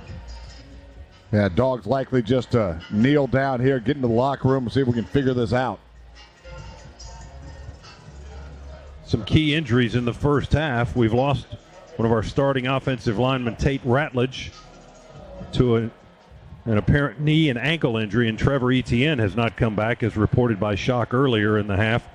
Yeah, we'll just take a knee and go to the locker room after that 30 minutes. with Kentucky leading number 1 ranked Georgia by a score of 6-3. 2 field goals for the Cats, a 55-yarder and a 32-yarder just seconds ago. And Georgia with a 34-yarder by Peyton Woodring, and that's been all the scoring tonight as neither team has gotten into the end zone. So it's halftime in Lexington, and coming up in just a few moments, it's the Zaxby's halftime interview with Coach Kirby Smart. DJ Shockley will fire a couple of questions at the coach. And the halftime interview brought to you by Zaxby's Famous Fingers and Sauces.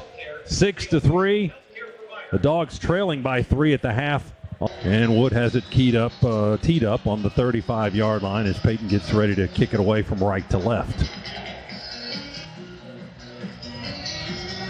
Here we go to start the second half as Woodring delivers a high end-over-end hanging kick, going to come down at the 1, and Brown wants to return it to the 10, to the 15, sidesteps a man at the 16, but he's hit by the guy right after him. Cole Spear drove him into the turf at the 16-yard line. That's where the Cats will start. Should have called a fair catch there at the 1, shouldn't he? Boy, he should have, especially with the athletes that the Dogs have on all of these special teams units. But now it's time for the defense to come out and really change the dynamics of this game. Kentucky has come out. They've been more physical than the Dogs from the opening whistle. Let's see if we can go reverse that trend. Both offenses struggled mightily. A little bit better numbers for UK than for the Dogs. Kentucky, 130 total yards, 59 through the air, 71 on the ground. The majority of that coming in the last series of the first half. Yeah, both quarterbacks in the first half, less than 100 yards throwing. And Kentucky will run it on the first play of the third quarter with Demi Sumo Karngbe. And he bounces out to the right towards the Kentucky sideline and into the sideline. Chased there by C.J. Allen, the linebacker. And he got 5 yards to the 22. That's closer to 6. Yeah, Sumo Karngbe is just dipping a little bit in the middle. That's holding our linebackers and keeping them from scraping, and then he's got enough speed to go just dip that outside. It's the first time that we've seen that running to his right. He's done that to the left 4 or 5 times this afternoon. A run out of the shotgun, play fake Vandegrift. He keeps it and runs with a blocker in front of him. He angles out of bounds into the Kentucky bench area at the 28-yard line, a gain of 6, and that's a first down for the Wildcats. Another run-pass option there, just get Vandegrift on the outside. They're leaking the tight end out as well. He's about 4 or 5 yards down the field. And if defenders are behind his tight end, he's just pointing at him and say, block, block, block for me. If the defenders get up and in between it, he'll dump it over to the tight end. Defensive line for Georgia, Ingram, Dawkins, Stackhouse, and Miller across the front. Linebacker Chambliss has a hand in the turf as well. He's chasing down Sumo Karngbe from the left side, and he will run him down from behind all the way on the other side of the field at the 30, along with C.J. Allen, the linebacker. They chased him down after a 2-yard gain. Chambliss really just tore right down the line in hot pursuit of the Kentucky running back and caught him, got hands on him at the 30. Boy, did he ever. Just hawked him down as a Kentucky running back had some green grass in front of him to go, just couldn't get up to speed, and Chambliss got onto him quick. Sumo Karngbe now with 61 yards on the ground for the Cats. Out of the shotgun again, Vandegrift to throw. His pass is completed at the numbers at the Kentucky 45 to Macklin. He's hit immediately by Dan Jackson, and they'll bring the ball back to the 44-yard line. A pickup of 14 for Kentucky, and the fans here at Commonwealth like that play a lot. It's a first down for the Wildcats. Well, just a designed rollout there. Give Vandegrift a clean pocket. Dogs played cover 2, just had a little corner route sitting right in between our corner and the safety. Cats bring a man in motion to the near side and will hand it off. They'll run it up the middle, big hole to the 50, to the 45. We're trying to rip the ball out. Get the guy on the ground at the 42-yard line. That's Wilcox.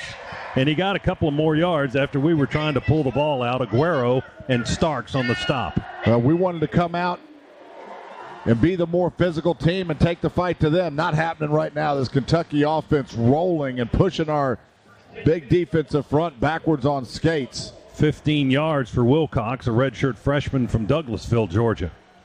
Kentucky now knocking on the door, going over 100 yards on the ground. They're at the Dogs 41, 1st and 10. Ball just inside the far hash. Cats in gray uniforms tonight, moving to our right. Handed off to Wilcox again. He runs immediately for the corner, turns downfield at the 40, and we don't stop him until he gets to the 35-yard line. So 5 more. 6, actually, from the 41 to the 35. And it's 2nd down and 4. Raylan Wilson, the linebacker from Tallahassee, made the stop for the Dogs. Boy, just another, 6-7 yard gain on 1st down. Dogs with 5 men up on the line of scrimmage, 2 linebackers. Now we creep another one up there. We've got 6 men, and they still have running room with Wilcox. He broke the tackle from Dalen Everett on the left edge, spun away from that, and moved the ball down to the 30-yard line. Kristen Miller had to make the tackle, but he got 5 more yards. It's another 1st down for the Wildcats at the 30. Well, Dogs loaded up the box right there, to your point, to no avail. No, we had 6 on the line of scrimmage, and he still found a gap on the left side. 1st and 10, Kentucky on the Georgia 30. First series of the second half, and the Cats are moving, leading Georgia 6-3. Vandegrift in the shotgun. He stands on the 35. He hands it off straight ahead this time. Sumo Karngbe back in to take the carry. And this time we jam him up after a 2-yard gain right down the hash at the 28. Stopped by Chambliss and Miller. Miller, defensive lineman from Ellenwood, Georgia, redshirt sophomore. In on the tackle there. The way Kentucky is running the football right now, Scott, just a steady diet of single safety. We're trying to get an extra guy in the box to slow this Kentucky running game down just a little bit. They got 2 that time. That's an improvement for Georgia. 2nd and 8. McLeod was in the ball game on the defensive line. He just exited prior to this play. Snap it back to Vandegrift. Here comes pressure. Kentucky picks it up. He throws incomplete, threw it behind his intended target. That was cutting into the middle of the field. Dane Key, the ball sailed wobbly behind him, incomplete, lands about the 4-yard line. So it's 3rd down and 8 now. This is time to make a stop for the Georgia defense. Dogs played man-to-man there. We brought linebacker pressure. That was a run blitz where we had Raylan Wilson and then Jalen Walker on the blitz, both in the A gaps. Again, it was just designed to slow down this rushing attack. Had to play man behind it. Didn't really have a bunch of pressure on it, just a poor throw there by Brock. 10th play of the drive coming up for Kentucky. They've already taken more than 5 minutes off the clock to start the half. Handoff, Sumo Karngbe breaks 1 tackle, shreds another, still running, and we get him down at the 22. As we forced him out to the numbers on the left side, he's short of the 1st down, but he broke 2 tackles. Jalen Walker, Dan Jackson finally get him on the turf. We brought corner fire there as well. I believe that was Dylan Everett that came in from his corner position. He had a shot to make the tackle right either behind the line of scrimmage or at the line of scrimmage. We don't make that there, then miss a couple more. 6 yards on the gain, but it's going to be 4th and 2 from the 22. Kentucky has its field goal unit on to try. About a 40-yarder, maybe plus a little foot or so. From the far hash, kicking right into the Kentucky student section. Rayner going to launch it, and it's good. His 3rd field goal of the night. 40-yarder for the Wildcats makes it 9-3. Kentucky leading with 9:03 to go in the 3rd quarter. Timeout here in Lexington. Cats lead Georgia by 6. Our second half is brought to you by First Franklin Financial, serving our neighbors since 1941. Dogs get the ball when we come back on the Georgia Bulldogs Sports Network. It takes hard work to be the best in the game. Planning, commitment, resilience, sweat. That's why Old Dominion Freight Line, the #1 national LTL carrier for quality, works hard to be the best in the game and is proud to support those striving to be the best in theirs. Old Dominion Freight Line, official freight carrier of Georgia Athletics, helping the world keep promises. This is Coach Kirby Smart. The decision-making process between an elite athlete and a school takes time. You can rely on stats and research, but sometimes you just get a gut feeling about the person across from you, their unshakable desire to be elite. It's when game recognizes game. Take your game to elite levels with the power and performance of the Ford F-150, the official truck of your Georgia Bulldogs. See your local Ford dealer today. Ford F-150, built Ford tough. Go Dogs. This is the Georgia Bulldogs Sports Network.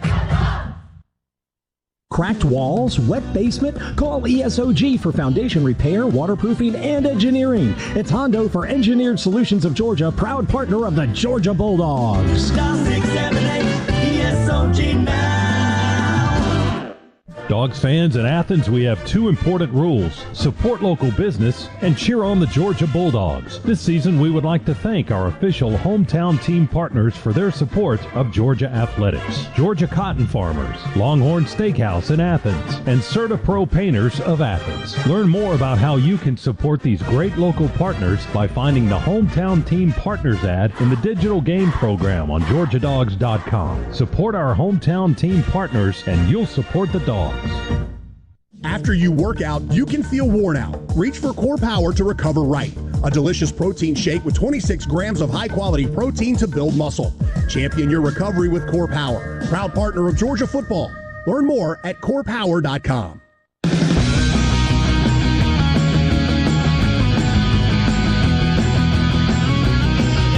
Back with you in the Piedmont Healthcare Radio booth here in Lexington, Kentucky, where the Cats have 3 field goals. Georgia has 1. That's all the scoring. It's 9-3. Kentucky leading the Dogs as we pause 10 seconds. Station identification on the Bulldogs Sports Network.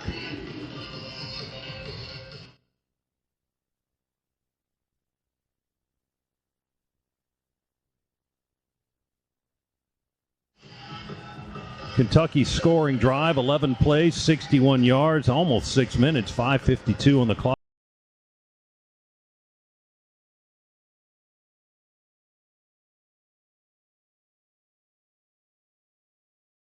Line on the far hash for Georgia. This ball will sail in his direction, but sail about 9-10 yards over his head, and he'll tumble through the back line of the end zone for the touchback. Georgia goes to work. 1st and 10 at the 25.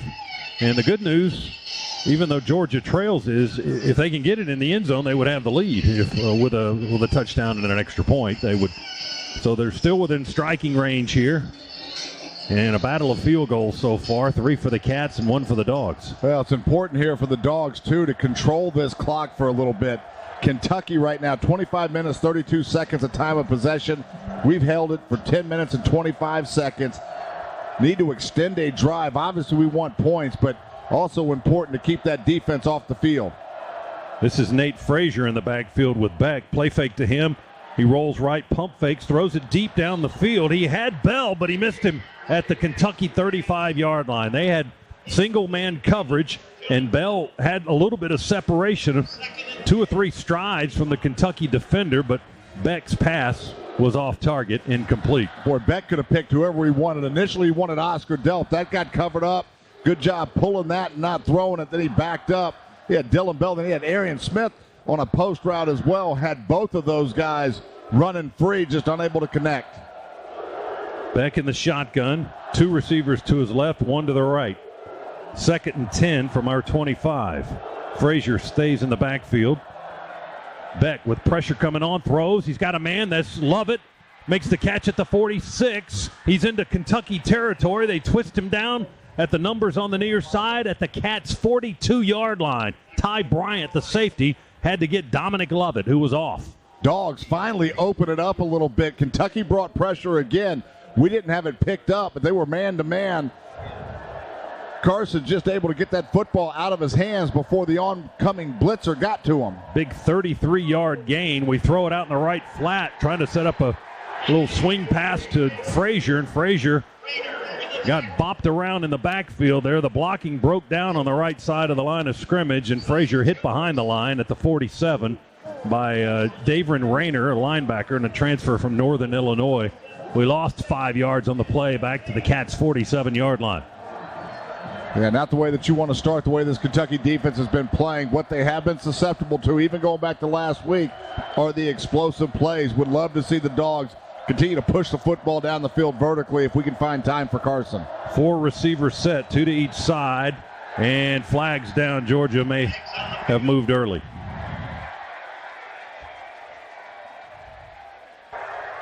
Full start.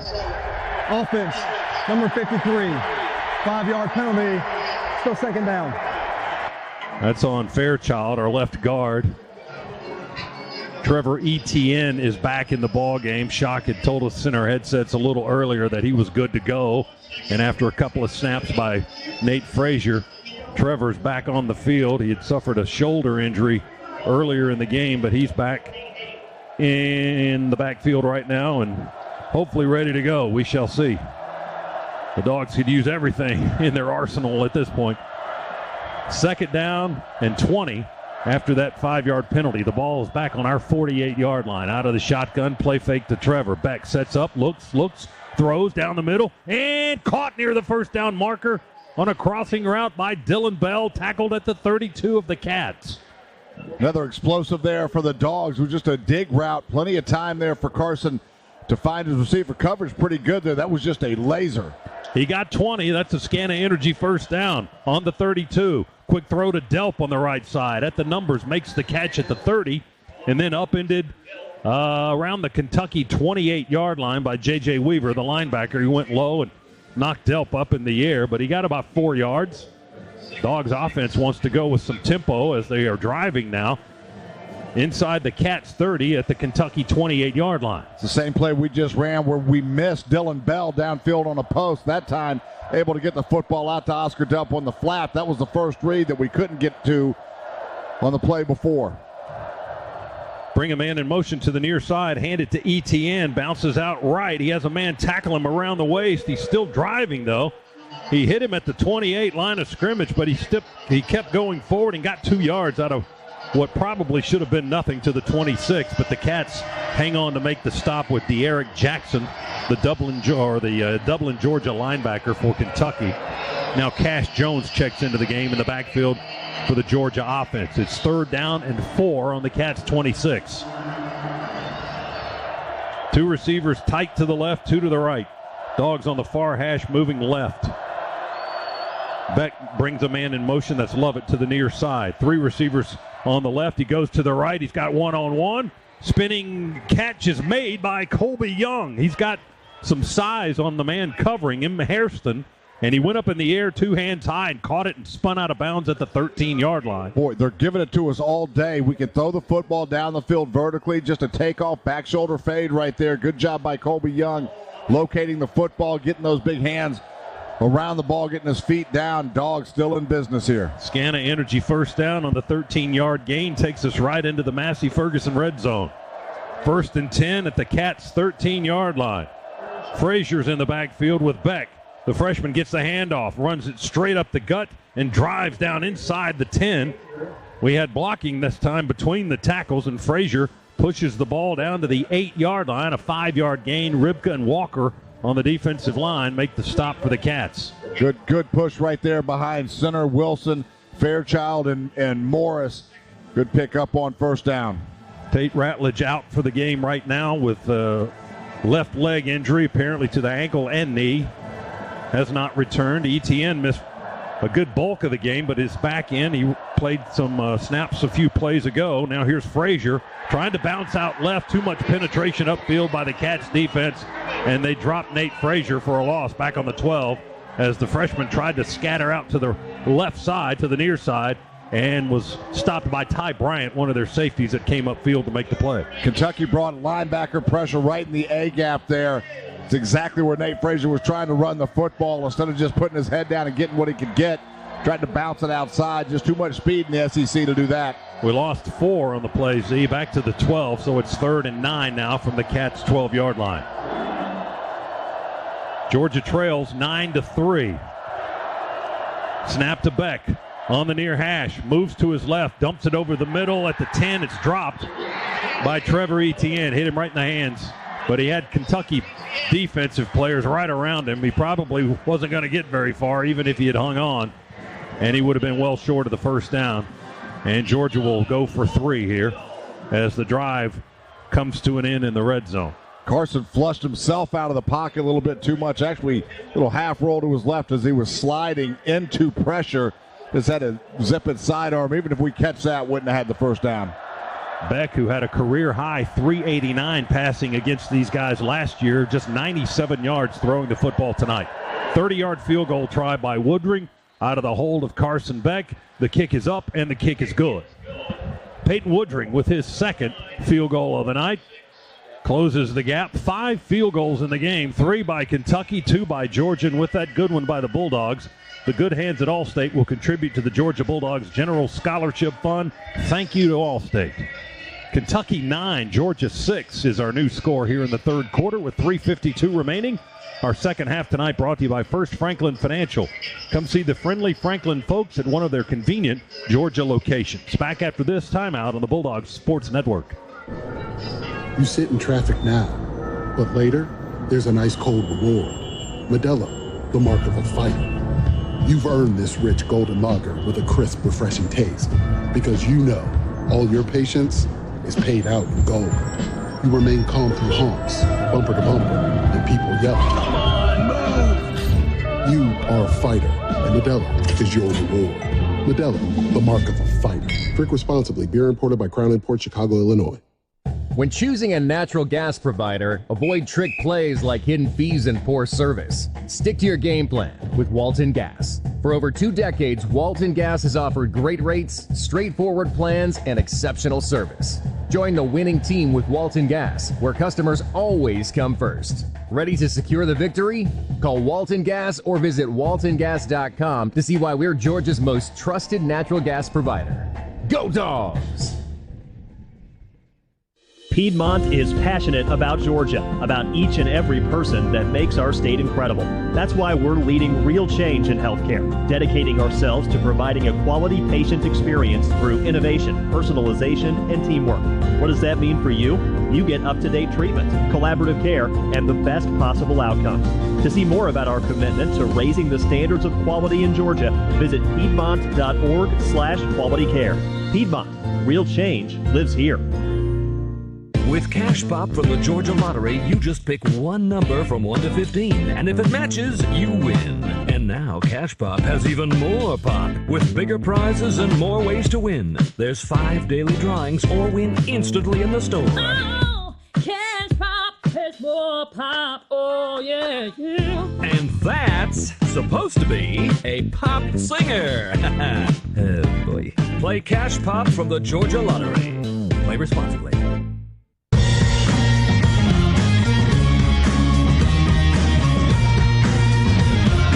Back inside the Piedmont Healthcare Radio booth here in Lexington, Kentucky. The Cats lead the Dogs by 3, 9-6.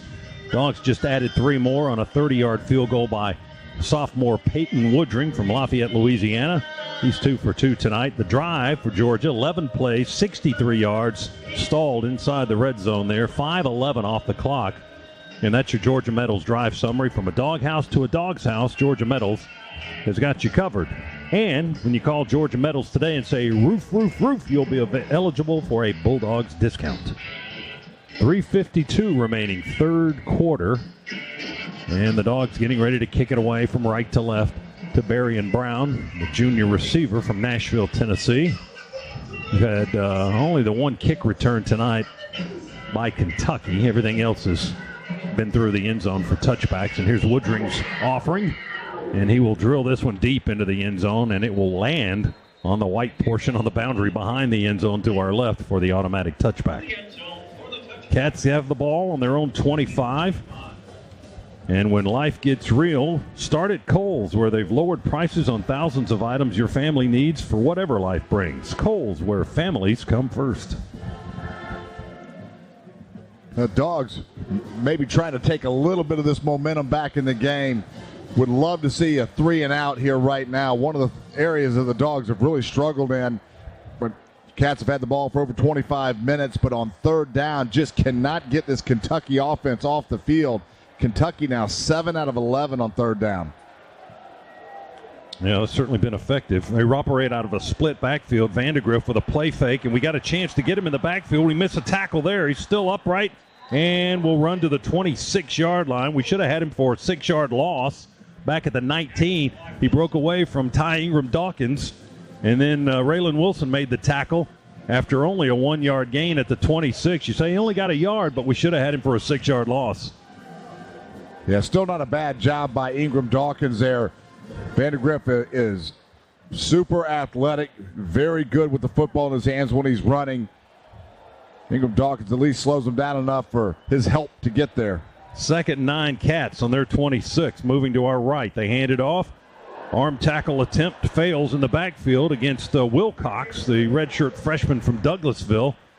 We missed that tackle. Hit him in the backfield, too. Raylan Wilson, again, had to make the stop just across the 30-yard line. So he got about 4 on the play. And it's going to be 3rd down and 5 from the 30 for Kentucky. Well, we brought linebacker blitz there, and you're right. Had exactly what we want, just not making the tackle. Too many times, yards after contact right now, keeping the Cats in business. But let's see if we can get them off the field on this 3rd down. Got a chance right here, 3rd and 5. 3 down linemen for the Bulldogs. And Kentucky goes empty set. Vandegrift takes the snap. Pump fakes, pulls it down, surveys, throws it, and broken up on a diving effort by the Georgia defense at the 45. Jalen Humphrey with a fine play. Fred Farrier was the intended target.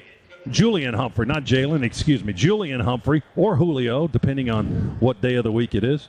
But Humphrey made a brilliant defensive play for the Dogs to leap in the air and bat it away around the 45-yard line to force 4th down. Boy, fantastic play there. Dogs dropping 8, so staying back in coverage. Vandegrift had plenty of time to throw it. Was just trying to get to his dig route coming across the field, but Humphrey able to undercut it. Here's Wilson Berry to punt it for Kentucky. Gets his foot into this one. We call for a fair catch with Anthony Evans. Makes the fair catch. They run into him, bump him a little bit. He spins away from that contact. There's no flag on the play. He makes the fair catch around the 32-yard line. 37-yard punt and no return. And the Dogs have the ball back, trailing by 3, 9-6 with 2:17 to go here in the 3rd quarter. We've got a timeout in Lexington. Our second half is brought to you by First Franklin Financial, serving our neighbors since 1941. Back after this on the Bulldogs Sports Network.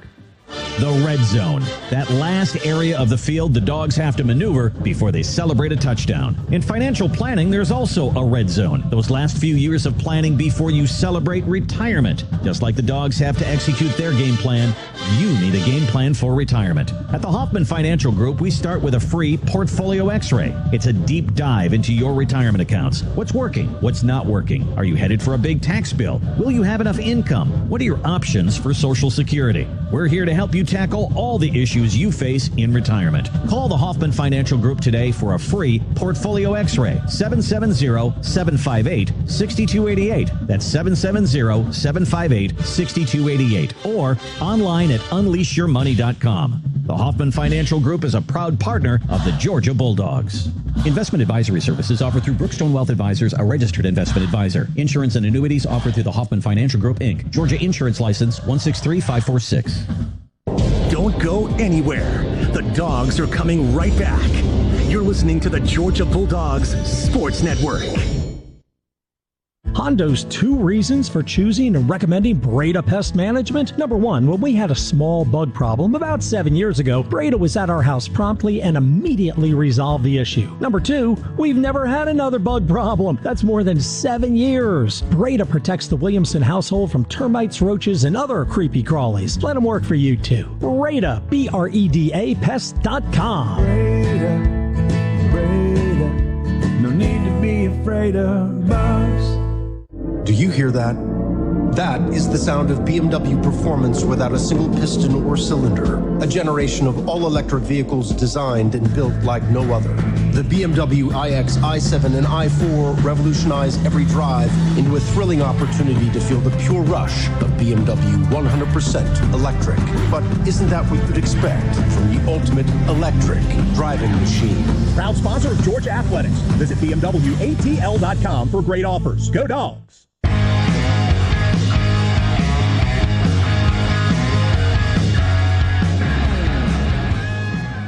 Back inside the Piedmont Healthcare radio booth, the Bulldogs defense forced Kentucky to got them off the field. They forced a punt for the 3rd time tonight by the Wildcats.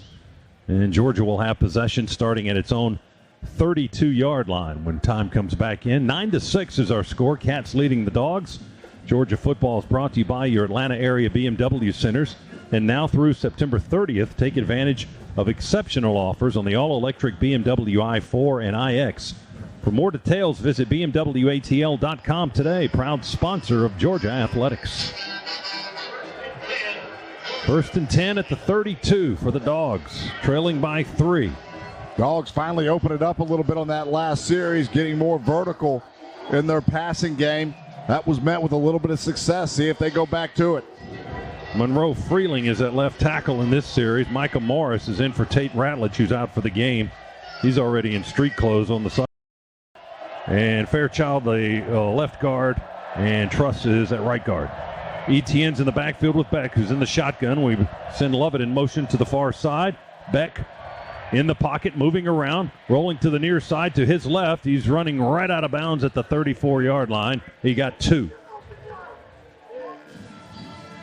It'll be 2nd down, and they may give him another yard to the 35, and they will. So we got 3 to the 35. It'll be 2nd down and 7. So busted coverage there by Kentucky, but it was to the side that Carson wasn't looking, so and we're away from his progression, so never would have seen it, but Mike Bobo may come back to that same look. Beck and Etienne in the Georgia backfield. 2 receivers to the near side left and 1 to the right. From the 35 on 2nd and 7. Quick throw to Lovett.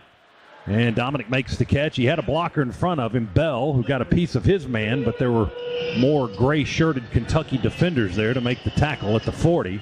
And Maxwell Hairston was the guy who made the stop. But he got 5 more. And it's 3rd down and 2 from the Georgia 40 for the Bulldogs. Still a lot of time left in this football game, but boy, this feels big to convert. Yeah, 112, 110, 109 now in the 3rd quarter. Clock moving. Etienne offset right for Beck. Handoff, Trevor. Etienne, hole at the 42. Still on his feet up to the 50 and into Cats territory down at the 48-yard line. Christian Story, the safety, transfer from Alabama, makes the tackle. He had a big hole between Freeling and Fairchild on the left side, and he moved the ball to the Kentucky 48-yard line. He got 12. Boy, did he ever. Just a read option, and Fairchild and just did a great job. Actually got 2 people. Scana Energy 1st down for the Dogs on that run by Etienne. Beck wants to throw now. Sets up, time in the pocket, all kinds of time. Right flat it goes to Etienne. Caught down the line at the 50. Quickly into Cats territory again inside the 40. And hit and knocked to the turf at the 37-yard line of the Wildcats. That's an 11-yard gain. Ribka, defensive lineman downfield, got him on the turf, but it's a 1st down for the Dogs, and Georgia's going with tempo. Well, we wanted to go vertical there. Just good coverage in the defensive secondary. 1st and 10 at the 37. Etienne's got it. They spin him around at the 35. He's angling right and down to the 30 to the 29-yard line before they get the fresh-legged Trevor Etienne on the ground. At the 29, he got 8 more. That's the last play of the quarter, but the Dogs are cooking now as the 3rd quarter comes to an end. Trevor Etienne moving the ball close to the 1st down marker with an 8-yard run on that move down to the 29-yard line. So 2nd and 2 when we come back. 4th quarter coming up from Lexington. Our second half is brought to you by First Franklin Financial. Visit 1ffc.com to learn more. At the end of the 3rd, our score is Kentucky 9, Georgia 6. Back after this timeout on the Bulldogs Sports Network. Creature Comforts Brewing Company is the official craft beer of your Georgia Bulldogs. These 2 Athens institutions have joined forces to connect quality beer with the passion and pageantry of the UGA faithful. Whether it's Georgia's favorite craft beer, Tropicalia IPA, the award-winning Classic City Lager, or their new Sip 'em Seltzer, Creature Comforts has you covered on game day and every day. And if you're visiting the Classic City on game day, Creature Comforts beers are available at Sanford Stadium and anywhere good cold beer is served. 2 brands, 1 town, 1 team. Go Dogs! Sip 'em. 21 and over. Champions drink responsibly. Hello, I'm Neil Pruitt, Chairman and CEO of Pruitt Health. We believe family makes us stronger. Pruitt Health has served families and communities throughout the Southeast for more than 50 years. If you're looking for skilled nursing, home health, or hospice care, count on our caregivers to provide the personalized plan your loved one needs. Learn more, visit PruittHealth.com. Pruitt Health is a proud partner of the Georgia Bulldogs. Hi, I'm Carson Beck, quarterback for Georgia. There's a lot of chatter about the top teams in college football. I mean, We rushed for over 2,800 yards and sacked our opponents 30 times for a loss of over 200 yards. Just saying. Like there's chatter about the top credit unions in Georgia, there's no doubt in my mind that the top credit union is Associated Credit Union, my credit union of choice. To learn how ACU can help you reach the top, visit acuonline.org. Associated Credit Union, where anyone in Georgia can live, bank, and grow. Hey, Ben, I'm really excited about going to Sanford Stadium to see the Dogs play this Saturday. Did you pick up the tickets? Hey, Cab, the tickets were all sold out. Ben, did you just tell me the biggest Dogs game of the year is sold out to the avocados from Mexico jingle? Sure did. You know they're always good, taste good, and are good for you. You know, we could just get a bunch of avocados, make delicious guacamole, and watch the game on the big screen at home. It's good. Dogs, sick 'em. Avocados from Mexico.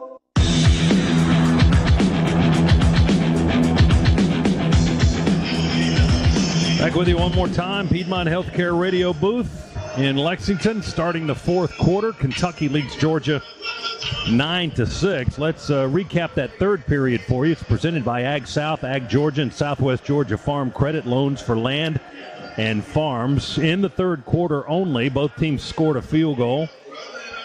Georgia with a total yardage edge in the third period, 107 yards in that quarter, 67 for the Wildcats. We ran for 26 and passed for 81. The Cats rushed for 53 and threw for only 14. We were 2 out of 3 on third downs as well, so that's improving here in that third period. Cats were 0 for 2 on the third down conversions. They still lead the game by 3, but the Dogs are on the move. Here's we start the final quarter of the game. Georgia second and two from the Cats' 29-yard line, and will flip-flop and now be moving to our right. Dogs break the huddle up to the line. Jared Wilson over the football, ready to snap. Beck in the shotgun, Etienne to his left. Bell to the right. Arian Smith to the left. He's in tight. Delp's a tight end, and Lucky's a tight end to the left as well. Second and short for the Dogs on the Cats' 29. Handoff Etienne. He's got running room, but the Cats filled the gap quickly, but I think he may have gotten the first down. They hit him after he ran through that gap and got 2 yards quickly. Now it looks like on the spot he's going to be just short, so it's going to be 3rd and a yard. Yeah, they spot the ball just on the other side, just on the inside of the Kentucky 28, so they only gave him 1 there, and it is 3rd and 1. Kentucky there had 11 guys inside of about 8 yards. Carson Beck went up and checked the play. They dropped out of it, but still, quick penetration into the Georgia backfield. Overload the left side. Etienne's got it. He goes right. Etienne quickly, 20, breaks the tackle, 15, tight ropes, sideline into the end zone, but they're going to bring it back. He stepped out at the 11-yard line. Couldn't quite stay in bounds. Boy, we caught them in the perfect defense. Kentucky tried to bring an outside linebacker blitz. He whiffed. We actually picked him up. Xavier Truss, nice little block on the outside to spring Etienne. Boy, it looked like in real time that he stayed in bounds. We'll have to take a look at the replay here just to confirm that his foot stepped out of bounds. It looks like it did. He got 17 and a Scana Energy first down. The Dogs in the Massey Ferguson red zone at the Cats 11. Trying to get in that end zone and take the lead for the first time tonight. Beck with a quick throw out to the left. Arian Smith makes the catch. Bell to block. He makes that grab and pushes the ball to the 5-yard line. He got 6. Good job by Arian Smith of catching that and just getting vertical. Didn't dance at all. Kentucky actually had 3 defenders over there. We only had 1 blocker. Arian didn't even mess around with it. Just caught the football, put his head down, and got what he could get. Dumas Johnson made the stop. The Georgia transfer. Delp goes out of the ball game. He's shaken up on the play. He kind of limps to the sideline, but it looked like he was favoring one of his shoulders, or one of his shoulders was injured. Dogs second down and 4 on the Cats 5. Give it to Trevor Etienne. He angles left, cuts behind the blocker of Dylan Bell. He got to the 4, maybe the 3, before he's driven back by about 5 gray shirts. Yeah, they'll spot it at the 3. So it's going to be 3rd down there. Kirby Smart is all the way down on the far sideline inside the 5 to see exactly what they need from that angle. They can get a first down at the 1. The Dogs are on the 3, and it's 3rd down. Carson asking everybody to huddle up right now. Got dogs all over the place, and this place is loud. We're down in the student section, so probably the loudest part of the stadium. Branson Robinson in the backfield, single setback. Motion man is Smith. He stops and lines up right. Fake it to, no, we give it to Branson. He tears away and scores in the end zone, crossing the goal line with a straight-ahead power run. Dogs score the first touchdown of the game, and we've tied it. No, we've taken the lead. Yeah, we've taken the lead at 12-9, waiting for the point after. Boy, well-designed football play there. It was just off tackle to Branson Robinson, but we faked a reverse that just held the backside linebacker ever so much. They got Branson in there. He runs with size and power. ETN went out. They gave it to Branson. It was a beautiful fake after the handoff to Robinson to Arian Smith running to wide side. But they broke tackles and got in the end zone on the straight-ahead run, a 3-yard touchdown run. And the point after try by Woodring is up and good, and Georgia leads for the first time tonight. It's the Dogs 13 and Kentucky 9. That Georgia touchdown brought to you by Engineered Solutions of Georgia, proud partner of the Georgia Bulldogs. New score in the ball game. Dogs by 4, 13-9. Timeout here in the fourth quarter. Our second half is brought to you by First Franklin Financial. Visit 1ffc.com to learn more. Back to Kentucky after this timeout on the Georgia Bulldogs Sports Network. It takes hard work to be the best in the game. Planning, commitment, resilience, sweat. That's why Old Dominion Freight Line, the #1 national LTL carrier for quality, works hard to be the best in the game and is proud to support those striving to be the best in theirs. Old Dominion Freight Line, official freight carrier of Georgia Athletics, helping the world keep promises. It's college football season, so you need all the energy you can get. Luckily, Georgia Power knows a thing or two about saving energy. We understand that energy costs are an important part of your budget. That's why we're dedicated to providing tools and assistance that can help make a difference, so you can save your energy for the game. Visit georgiapower.com/myenergy to learn more.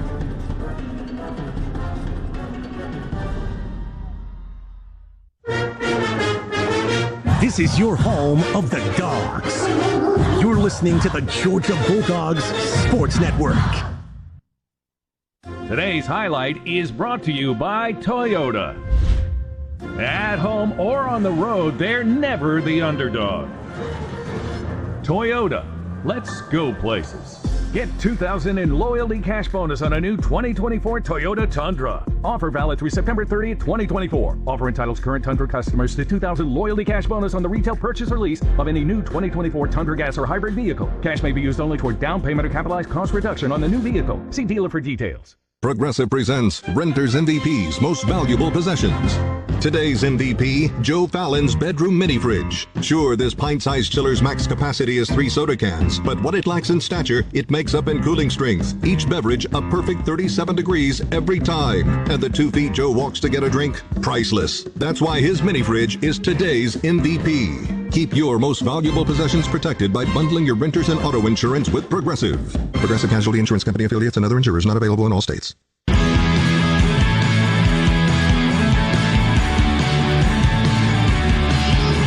Back in the Piedmont Healthcare radio booth.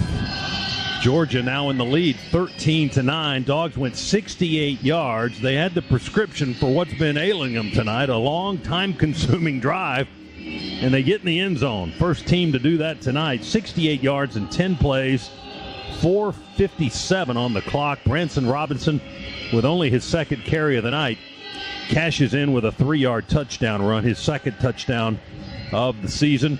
And it's Georgia 13-9.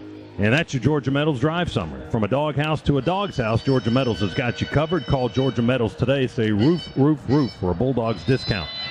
Here's Peyton Woodring with a low spinning line drive kick towards the right corner pylon. He just gets it in across the end zone. It bounces in the end zone, and Kentucky lets it go for a touchback, as that one just barely stayed in bounds on the fly. So the Cats will have the ball on their own 25, 1st and 10. Let's go down to the sidelines, check in with Shock. DJ's report's brought to you by attorney Ken Nugent. DJ. Fellas, it's amazing what a touchdown does, but the entire sideline, you can tell it's like a sigh of relief. Defensive guys talking to offensive guys, vice versa, meeting them out there halfway, and you can tell the momentum was changing and something they really needed. Now this sideline has some energy and feels it. Well, let's see if the defense can follow up on that, maintaining that energy. Cats 1st and 10 on the 25. They trail for the first time in the game. Out of the pistol. They bring him in motion to the far side. Play fake, Vandegrift. Here comes pressure from Jalen Walker. Gets the pass off, dumps it up ahead to the 25. And out of bounds, hit out of bounds. There's the running back, Sumo Karngbe, up at the 36-yard line. We had pressure with Walker coming on quickly on Vandegrift, but he was able to kind of sidearm that thing and get it to the running back before C.J. Allen made the tackle at the 36, but they got 11 yards. Well, give Vandegrift credit there. Jalen Walker was breathing down his neck. Composure there by Vandegrift to find his check down and get the football out of his hands. Vandegrift will hand it off. Sumo Karngbe bounces out to the near side, hit at the 39 by Dalen Everett. He drives and falls forward to the 41, almost the 42-yard line, as Everett got a little bit of help after he made initial contact, but the Cats move it across their 40 to the 42. He got 6 more, and it'll be 2nd and 4 for the home team. That was Chambliss that was in on that tackle along with Everett. Yeah, good job there by Everett. Nice fit. He just got right in behind or right beside a fellow Bulldog there and able to make good, solid contact. Nice open field tackle. Macklin comes in motion for the Cats. Play fake to Sumo Karngbe in the backfield. Long throw by Vandegrift. Overthrows his target, one of their tight ends. Chambliss was in coverage around the 30. The ball sailed about 10 yards deep. And, of course, Kentucky was screaming holding and interference and all of that. Kamari Anderson was the intended target, a sophomore from Detroit, 6'5" and 252. Covered by the Bulldogs linebacker Chaz Chambliss, but a long incompleted pass. It'll bring up 3rd down now and 4 for Kentucky from their own 42. Well, that's a hard task there for Chambliss to be in coverage there, but he was all over the Kentucky tight end. Quick break of the huddle by the Wildcats and a quick snap. Vandegrift slings it out wide open in the right flat. Caught at the 42. Tackle broken there by Kentucky. It's going to be a 1st down for the Cats. That's Barry and Brown. Again, missing another tackle, but Dan Jackson there to clean it up at the Georgia 45-yard line. Kentucky may have gotten away with a hold there on Smile Munden. No flag, and a really good open field tackle there by Dan Jackson after we had missed a couple. 13-yard pickup for the Wildcats, moving the ball into Dogs territory at the Georgia 45. 1st and 10 there. Georgia took the lead on the last possession, 13-9. They're up. Cats are moving. Sumo Karngbe runs it straight ahead with some blocking to the Georgia 40-yard line. 5 yards on that carry. Smile Munden on the stop, the Georgia linebacker from Dallas, Georgia. It'll be 2nd and 5 for the Cats. The ball is between the hash marks right on the 40-yard line of the Bulldogs. Cats moving to the west end zone here at Commonwealth Stadium, moving to our left. 4-man front for the Dogs. Man in motion to the right. Handoff to Wilcox. Breaks the tackle at the 39. Keeps driving. And we finally stop him just short of the Dogs' 35 at the 35.5. Raylan Wilson, Malachi Starks. Broke another tackle there from Ingram Dawkins, who goes to the sideline, maybe shaken up on the play. Boy, yards after contact going to be the story when you go back and watch this film. The number of tackles that Kentucky ball carriers have broken and just picked up extra yards is what's allowed Kentucky to get into these 3rd and short situations, control the clock. 3rd and less than a yard now. Z handoff for Kentucky. Again, they get away in the backfield. McLeod had hands on him, but couldn't hold him up and get the runner to the turf at the 36. As Sumo Karngbe fights for the 1st down at the 32-yard line. Yeah, another one. Should have been a 3-yard loss. He's able to break a tackle, get the 1st down, move the chains.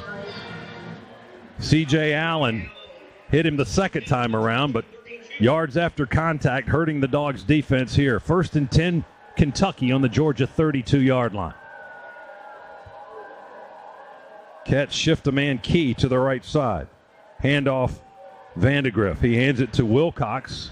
We hit him behind the line of scrimmage. Again, he keeps his feet moving and falls forward. I think he got back to the line. I'm not sure if he lost an inch or two there. He may have. About a foot. It's going to be second down, 10 plus a foot. C.J. Allen made that tackle, the linebacker from Barnesville, Georgia. Boy, great penetration, though, by the Dogs on that one. And while Wilcox was able to lean forward to minimize the loss, we're still able to hold on, at least not a broken tackle. The backs are very slippery. Play fake, Vandegrift.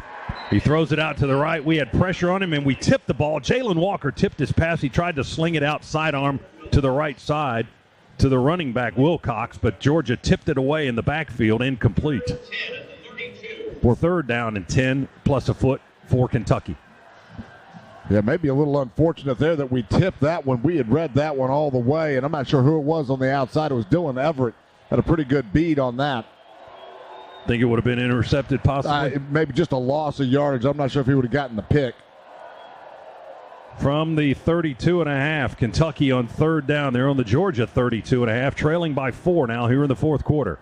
Snap it back to Vandegrift. He rifles one to a receiver at the 25. It's off his hands, incomplete. Jamori Macklin, the transfer from Missouri, couldn't come up with it. It lands incomplete. It'll be fourth down. C.J. Allen with a pop at the end of the play for the Georgia defense on Macklin. Just for good measure. Thankfully, no flags came out on that one. 8:07 to play in the ball game. Cats are going to go for another long field goal here. They already have a 55-yarder in the game. This one will be from 51 yards on the far hash, kicking left. Alex Rayner from Kennesaw, Georgia. Transfer from Georgia Southern. Try for his fourth field goal of the night. There's the snap and the hold. The kick is in the air towards the uprights, and good. 4 for 4. Rayner's all the offense tonight for the Wildcats. It's 13-12 with a timeout here. 8 minutes and 1 second to go. 2 50-pluses tonight for the Kentucky kicker. Pretty impressive. It's the Dogs 13, the Cats 12. Timeout. Our second half is brought to you by First Franklin Financial. Come see the friendly Franklin folks at one of our convenient Georgia locations. Back after this timeout on the Bulldogs Sports Network. Let's huddle up and make things happen with the only cards for Athens. The Georgia Bulldogs Regions Visa Debit Card and Prepaid Regions Now Card. They're a win for your wallet and a big go Dogs, whether you're purchasing stuff for game day or every day. Want to go all in on confidently showing your Bulldogs pride? Order your card now at regions.com/GoDogs. Regions, official bank of the SEC. Member FDIC. Terms, conditions, and fees apply. I'm attorney Ken Nugent, and I'm here with legendary Georgia Bulldog quarterback and radio host Buck Ballou. Ken and I are teaming up to give back to the brave men and women of our military. Ken's going to donate $500 to one member of the military every Bulldog football game this season. If you're a member of the military, go to attorneykennugent.com to enter. And somebody's going to win $500 every game. One click. That's it. Ken Nugent, proud partner of the Georgia Bulldogs Sports Network. Attention Georgia Bulldogs football fans. Napa is here to help you hit the road this season. As a proud partner of University of Georgia football, Napa helps you tackle tough projects. With a network of nearly 6,000 auto parts stores and over 17,000 auto care centers nationwide. So whenever your mean machine is coming down the track, know that the Napa network has your back.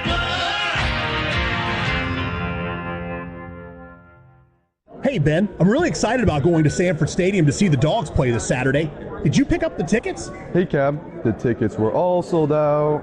Ben, did you just tell me the biggest Dogs game of the year is sold out to the avocados from Mexico jingle? Sure did. You know they're always good, taste good, and are good for you. You know, we could just get a bunch of avocados, make delicious guacamole, and watch the game on the big screen at home. It's good. Dogs, sick 'em. Avocados from Mexico.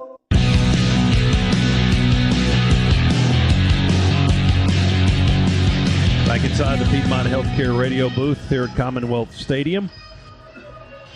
Kentucky adds 3 to close the gap a little bit. It's 13-12. Dogs in front. Kentucky's drive covered 43 yards in 11 plays in 4 minutes and 19 seconds. A 51-yard Rayner field goal, his fourth tonight. He's 7 for 7 on the year to make it 13-12. That's the Georgia Metals Drive summary. From a doghouse to a dog's house, Georgia Metals has got you covered. Call Georgia Metals today. Say roof, roof, roof for a Bulldogs discount.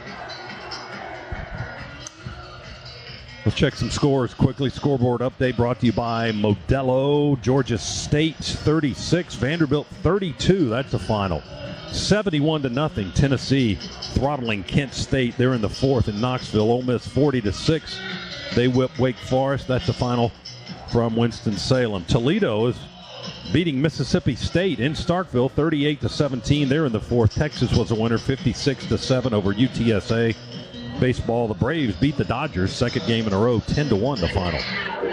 Here it's 13-12 as the Cats kick it off, and Evans will try to return it from the goal line. He's got blockers at the 20, at the 30, flag down, another flag down up to the 36-yard line on the near side at the numbers before he's stopped by the Wildcats kick return team, but 2 flags on the play. And let's check those. That one came down returnable for the first time really in the game right at the goal line, and Evans didn't hesitate. He just took off. Officials will discuss what they saw. There's 2 flags down, one at the 36 near the end of the play, and one thrown right after that at the 38-yard line.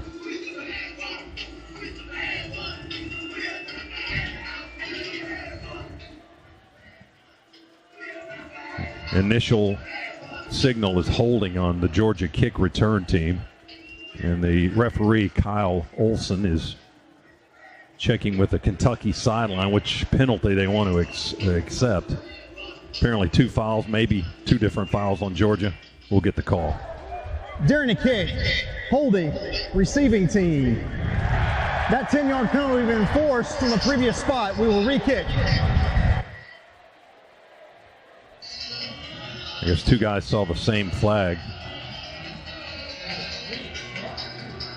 He said they're going to re-kick it? Yeah, so 10 yards from the spot. So move it up to the 45-yard line, kick from there, and probably just kick it out of the end zone. And we'll start on the 25. You know, I never knew that was an option. I'm learning something new here. I thought you just get flagged from the end of the run there, or where if it was a spot foul, where the holding was. But they're going to let Kentucky kick it again. You know, with all the safety rules, especially around this play, you would think they would eliminate that and then just back them up 10 yards from wherever it was.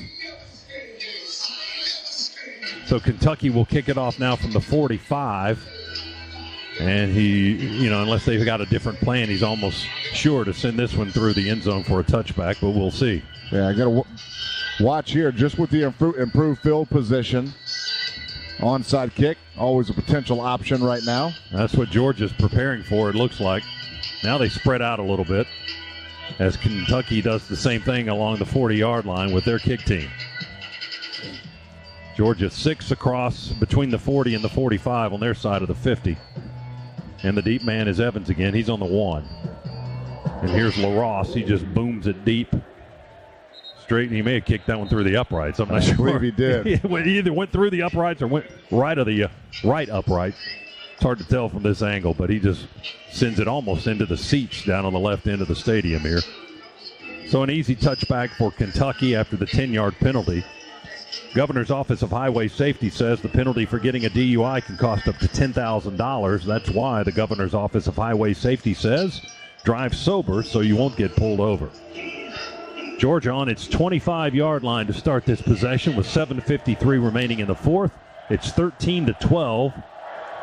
Dogs in front. Didn't take the lead until the fourth quarter.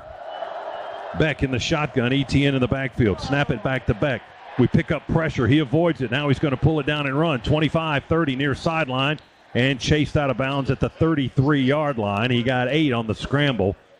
Kentucky had somebody bearing down like a missile on Carson Beck. That was J.J. Weaver, the linebacker, and we had a lineman pick him up nicely, and Beck stepped up deep in the pocket, and avoided that pressure and that hit. Great footwork there by Carson Beck to avoid that pressure. Then a great block downfield by Trevor Etienne. 2nd down and 2. 8-yard run by Beck. Etienne to the left of Beck in the shotgun. Beck fumbles the ball. It's rolling to the left, and Etienne's going to cover it up. He cradles around that football back at the 28-yard line. We lost 5. Boy, good snap there. Carson just dropped it as he was going to. He had to flip the football to get it into his hands the right way for either the handoff or the play fake. And as he was fiddling with the football, just put it on the turf. Alertly, Etienne recovered that ball and then just cradled his body around it. 3rd down and 7. Back on our 28 now. Dogs with a 1-point lead. Snap it back to Beck. In the pocket, flushed out. Breaks away from one tackle, throws it downfield. Incomplete. Delp was the closest man to the football at the 40. The ball sailed well behind him and landed around the 42 or the 43 towards the middle of the field. But an incomplete pass as Beck was scrambling for his life to avoid pressure. And Georgia will be facing 4th and 7 now with 6:34 to go. Boy, you're right. Carson just running for his life there. Absolutely nowhere to go with the football. And our 3rd down woes, they continue with that one. Got a little bit better after the last series. Dogs just 5 out of 12 now on 3rd down. Thorson to punt it. Kind of off the side of his foot. He still got leg into it. Bounces on the 32. Rolling out of bounds inside the 20. So the end result was still good for Brett Thorson, but the ball looked like it hit off the side of his right foot a little bit and didn't have the hang time on it, but he's kicked Kentucky down inside their 20-yard line at the 16. Yeah, 55 yards with the low kick and the bounce and the roll, so not too bad by the Australian punter for the Dogs. Timeout with 6:25 to play in the game. Georgia 13, Kentucky 12. Cats have the ball when we come back. Our second half tonight brought to you by First Franklin Financial, serving our neighbors since 1941. Back to Lexington after this timeout on the Georgia Bulldogs Sports Network. Hey Bulldog fans, cue the shine and savings. The new Zips Car Wash app is available for download. Keeping your ride sparkling clean has never been more rewarding. Get the free Zips app and earn points for every in-app purchase, including memberships. Then turn those points into free car wash rewards. Download the app today and your first wash is free. Visit Apple App Store or Google Play Store and search Zips Car Wash now. Zips Car Wash, proud sponsor of the Georgia Bulldogs. With Northside Hospital, you can look forward to new beginnings, look ahead to comeback seasons, and look up for hope and strength. Northside welcomes you into our community of care, guided by one clear direction, a mission to heal. Led by our expertise in maternity, heart, cancer, orthopedics, and more, you can move into tomorrow with confidence. For a healthier future together, look to Northside Hospital. It's college football season, so you need all the energy you can get. Luckily, Georgia Power knows a thing or two about saving energy. We understand that energy costs are an important part of your budget. That's why we're dedicated to providing tools and assistance that can help make a difference, so you can save your energy for the game. Visit georgiapower.com/myenergy to learn more. Hello, I'm Neil Pruitt, Chairman and CEO of Pruitt Health. Our Georgia Bulldogs have shown us what happens when a great team pulls together. At Pruitt Health, our team helps you recover from surgery or a major health event. Nurses, therapists, a whole team dedicated to giving people the personalized care they need. Come join the Pruitt Health team. Email hireme@pruitthealth.com. That's hireme@pruitthealth.com. Pruitt Health is a proud partner of the Georgia Bulldogs.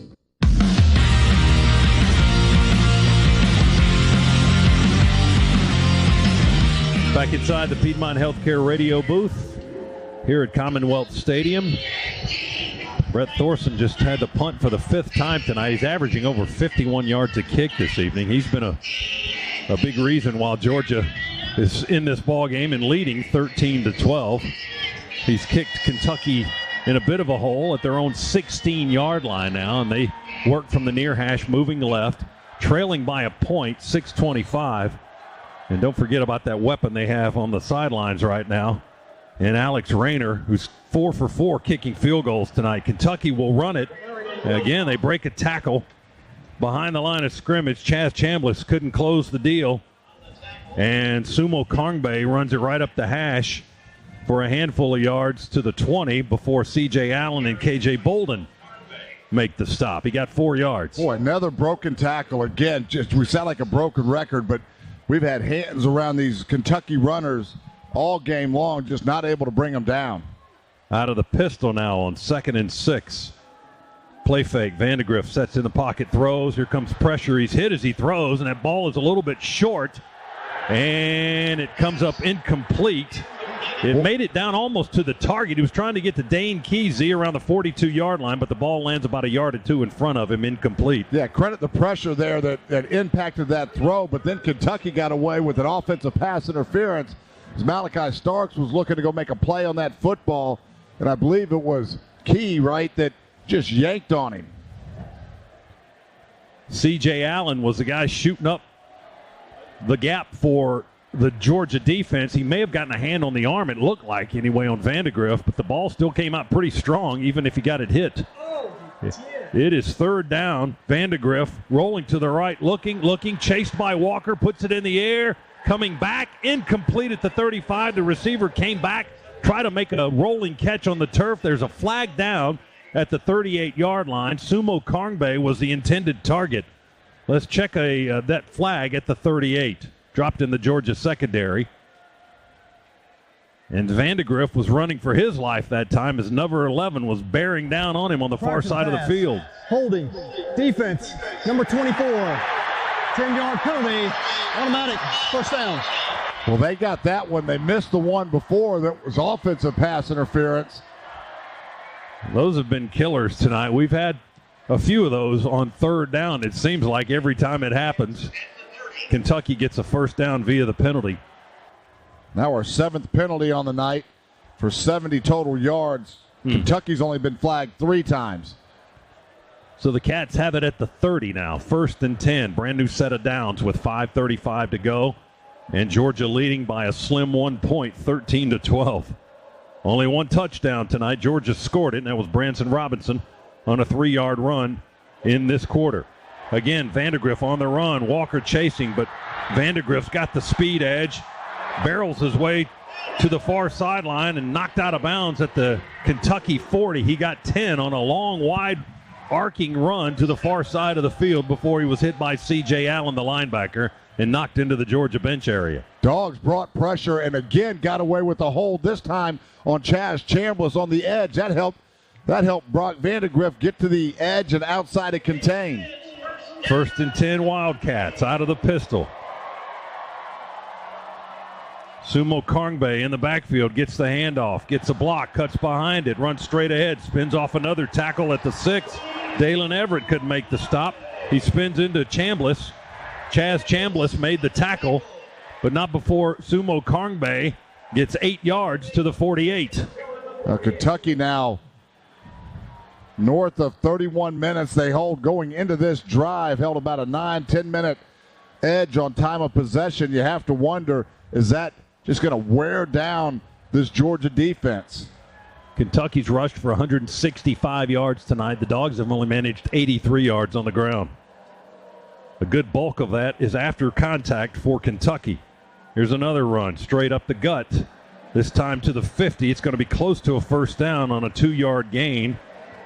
Getting up off the bottom of the pile, it is Joseph Jonah Ajanye. Nazir Stackhouse in on the tackle as well. They put the ball just across the Kentucky logo, middle of the field, into Georgia territory very slightly, but he got the first down. He got 2 yards plus some change, and it's 1st and 10 for the Wildcats. Now, Dogs need to hold here, keep them out of field goal range. The clock's starting to come into play as well. Yeah, less than 4 minutes to go. Cats will keep it on the ground. They'll run it again. This time, Jamarian Wilcox, the Georgia product, redshirt freshman from Douglasville. He ended up trying to backpedal his way for yards to the 48-yard line of Georgia. He got a couple. 2nd down and 8. Xavier McLeod, the Carolina transfer Malachi Starks on the stop. Clock continues to move. Less than 3.5 to go. Georgia with a 1-point lead, 13-12. Kentucky on the Dogs 47, near hash moving left. They bring a motion man to the near side. Play fake Vandegrift. Sets up and throws. Pass batted back where it came from and incomplete. I think that was big Nazir Stackhouse. Smile Munden in there as well to deflect that pass back towards the Kentucky quarterback. And the Cats, that'll stop the clock at 3:06, and it's third down now for Kentucky. Where Stackhouse was in there, Smile Munden, Chaz Chambliss, just a pure bull rush there by Stackhouse.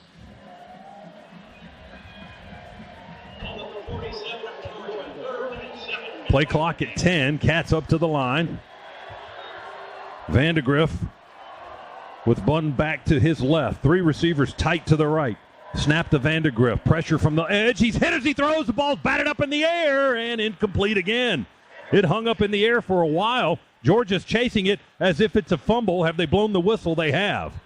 It is an incomplete pass. It's not a fumble, but Georgia's Gabe Harris picked it up and ran to the end zone anyway. Great speed rush there by Jalen Walker. Just dipped his shoulder, got around the tackle for Kentucky to deliver the blow on Vandegrift.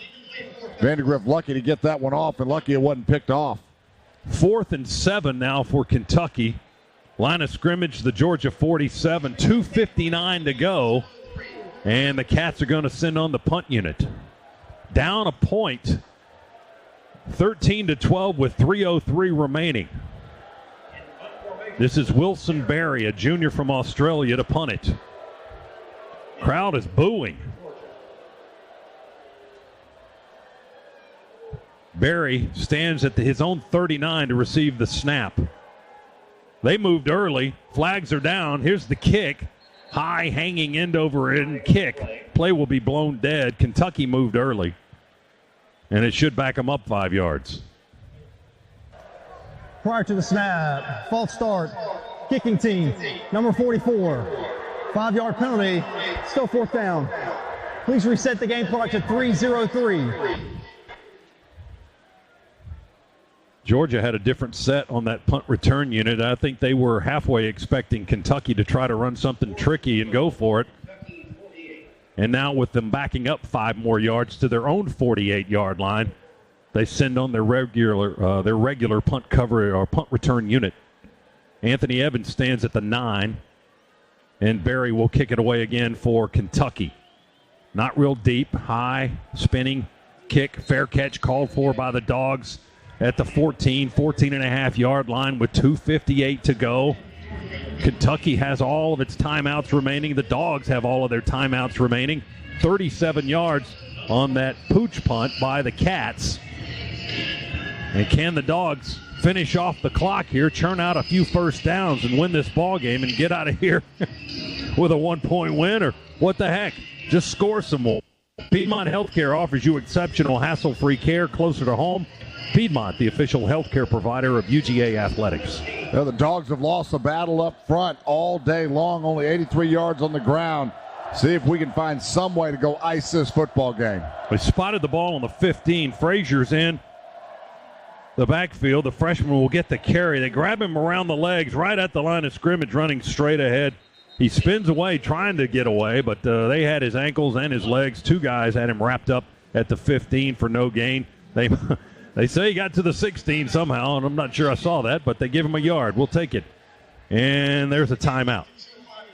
With 2:49, they readjust the clock, or they adjust it to 2:53. Kentucky called for time after a 1-yard gain for Georgia. It'll be 2nd down and 9 from our 16-yard line. Let's pause 10 seconds.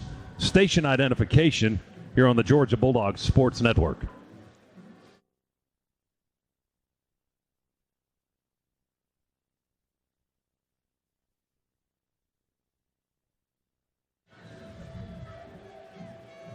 Kentucky uses the first of their 3 timeouts, so 2 remaining for Mark Stoops and company, as they hope to hold Georgia to a 3-and-out and get the ball back here with 2:53 remaining in the game, and Georgia leading by a measly point, 13-12.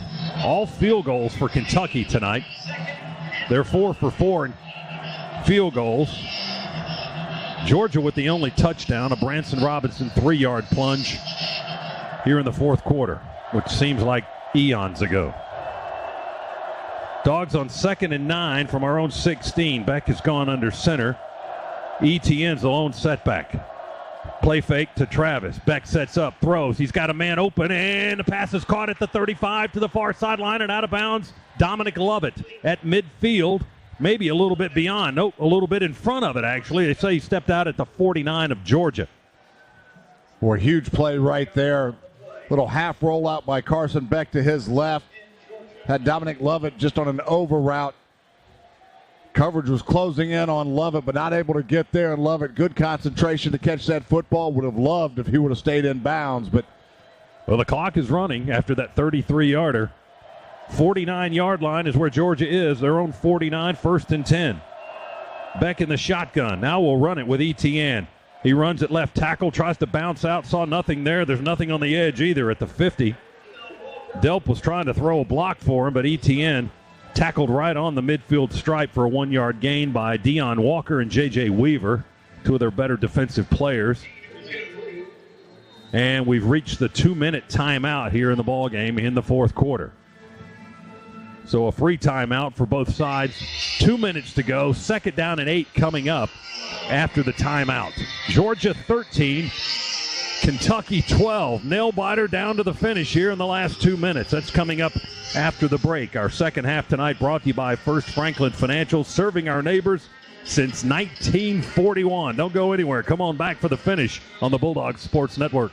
I'm attorney Ken Nugent, and I'm here with legendary Georgia Bulldog quarterback and radio host Buck Ballou. Ken and I are teaming up to give back to the brave men and women of our military. Ken's going to donate $500 to one member of the military every Bulldog football game this season. If you're a member of the military, go to attorneykennugent.com to enter. And somebody's going to win $500 every game. One click. That's it. Ken Nugent, proud partner of the Georgia Bulldogs Sports Network. With Northside Hospital, you can look forward to new beginnings, look ahead to comeback seasons, and look up for hope and strength. Northside welcomes you into our community of care, guided by one clear direction, a mission to heal. Led by our expertise in maternity, heart, cancer, orthopedics, and more, you can move into tomorrow with confidence. For a healthier future together, look to Northside Hospital. If you're a contractor, who do you want on your crew? Someone with a good attitude, who's willing to work, who's well-trained, and who has the skills to solve problems on the fly. Someone who can be on time and on budget. That's us. I'm Kenny Mullins, International Brotherhood of Electrical Workers, Local 613. We're a group of almost 6,000 electricians ready to go to work for you today. Visit IBEW613.org or call me personally, 404-523-8100. Today's highlight is brought to you by Toyota. At home or on the road, they're never the underdog. Toyota, let's go places. Get $2,000 in loyalty cash bonus on a new 2024 Toyota Tundra. Offer valid through September 30th, 2024. Offer entitles current Tundra customers to $2,000 loyalty cash bonus on the retail purchase or lease of any new 2024 Tundra gas or hybrid vehicle. Cash may be used only toward down payment or capitalized cost reduction on the new vehicle. See dealer for details.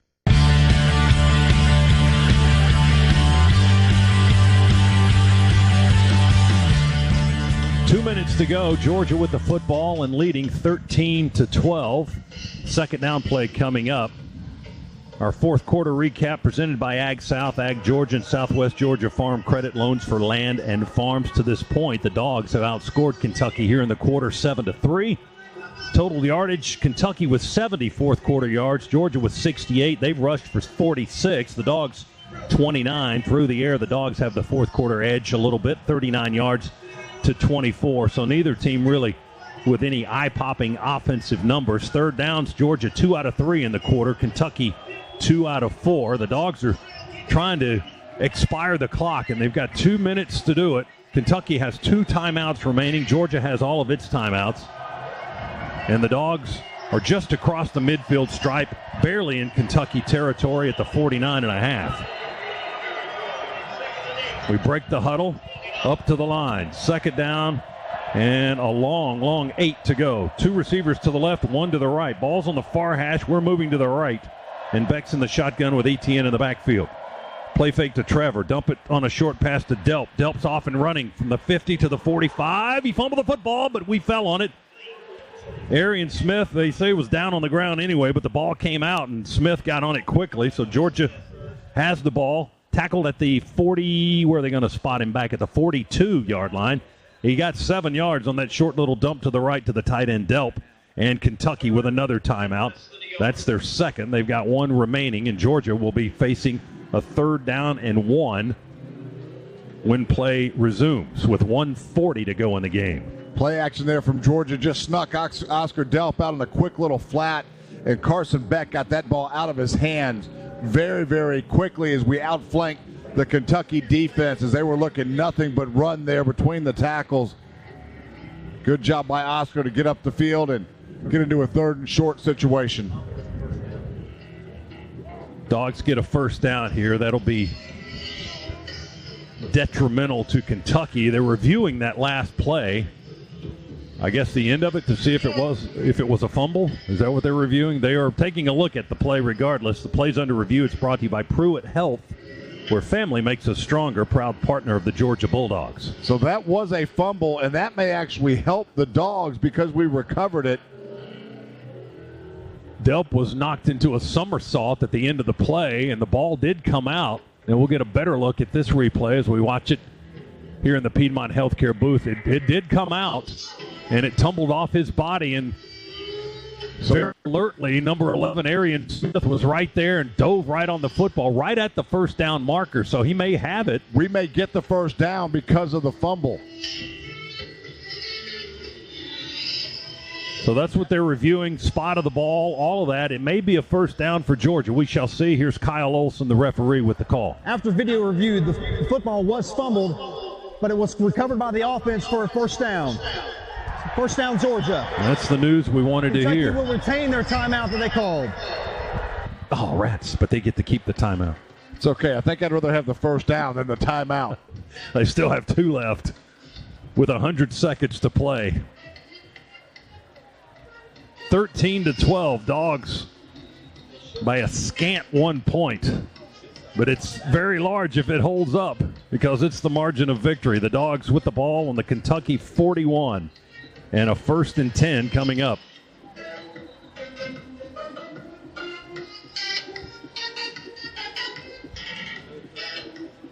Dogs head back to the line of scrimmage, break off the sideline.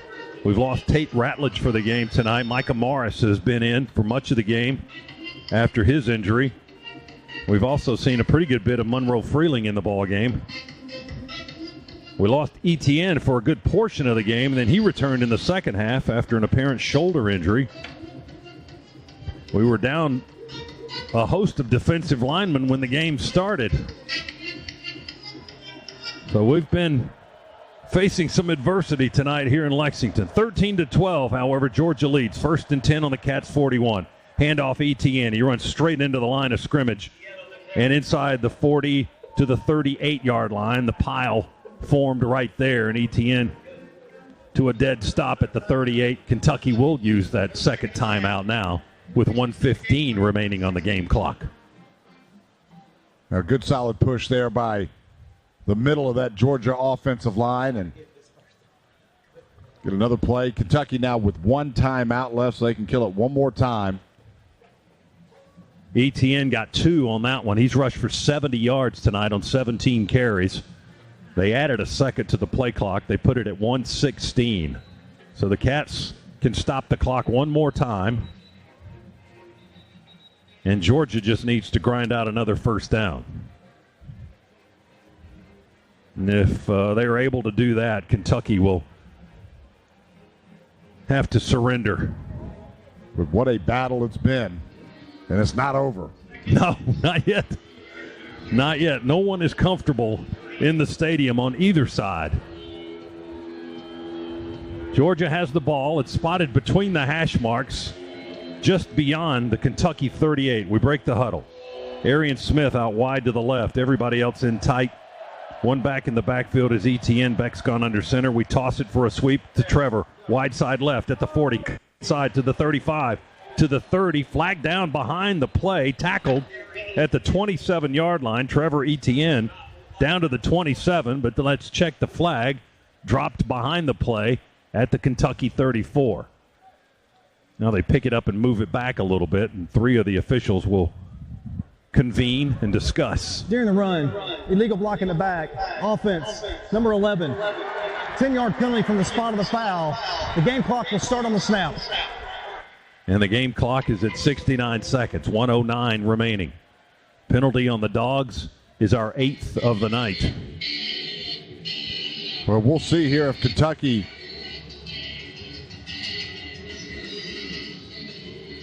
back to the 46 of Kentucky, Z, we go, and we'll have to snap it from there on 2nd down and long. Yeah, that is so Dogs almost iced the game right there. It's the 8th penalty on Georgia now. Kentucky still has their timeout as well. Didn't have to burn it there with the penalty. 2nd and 15, Georgia on the Kentucky 46. Branson Robinson in the game.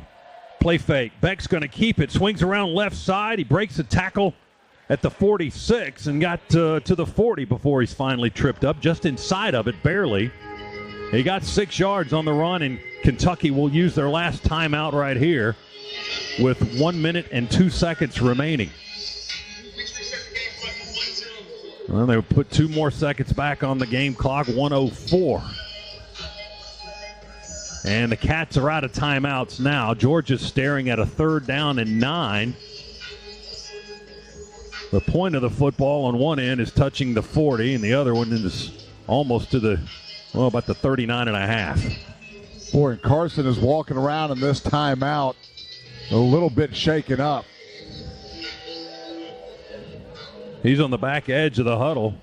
A lot of the offense is down on one knee around head coach Kirby Smart. And Beck was standing up the whole time.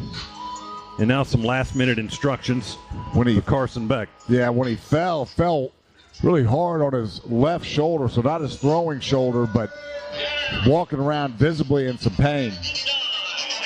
Well, if they convert right here, Georgia will win the game. 1:04 to go. Kentucky can't stop the clock anymore. Ball just inside the Cats' 40. It's 3rd down and 9. Receivers to the right, no one to the left. ETN in the backfield with Beck, who's in the shotgun. Early snap count for Beck. Now they let the play clock tick down. He's talking to his offensive line. Now moving around, they flip-flop ETN. He's back in the shotgun. Play clock at 6. At 5. Give Beck the ball. Handoff ETN. Runs straight ahead. Breaks a tackle at the 40 to the 35. And the clock is moving. He's still 4 yards short of the 1st down, but the clock will run, and it will run, and it will run. 52 seconds, 51 seconds. Cats can't stop it. It's 4th and 4. He got 5 on the carry straight ahead. Dogs can burn another 25 seconds off of this clock. They're already up to the line with 38 seconds to go on 4th and 4. Maybe trying to get the Cats to jump. They don't budge as Beck claps his hands twice. Now Carson up talking to the offensive line and looking to the sidelines. They'll let that clock run down and then call a timeout.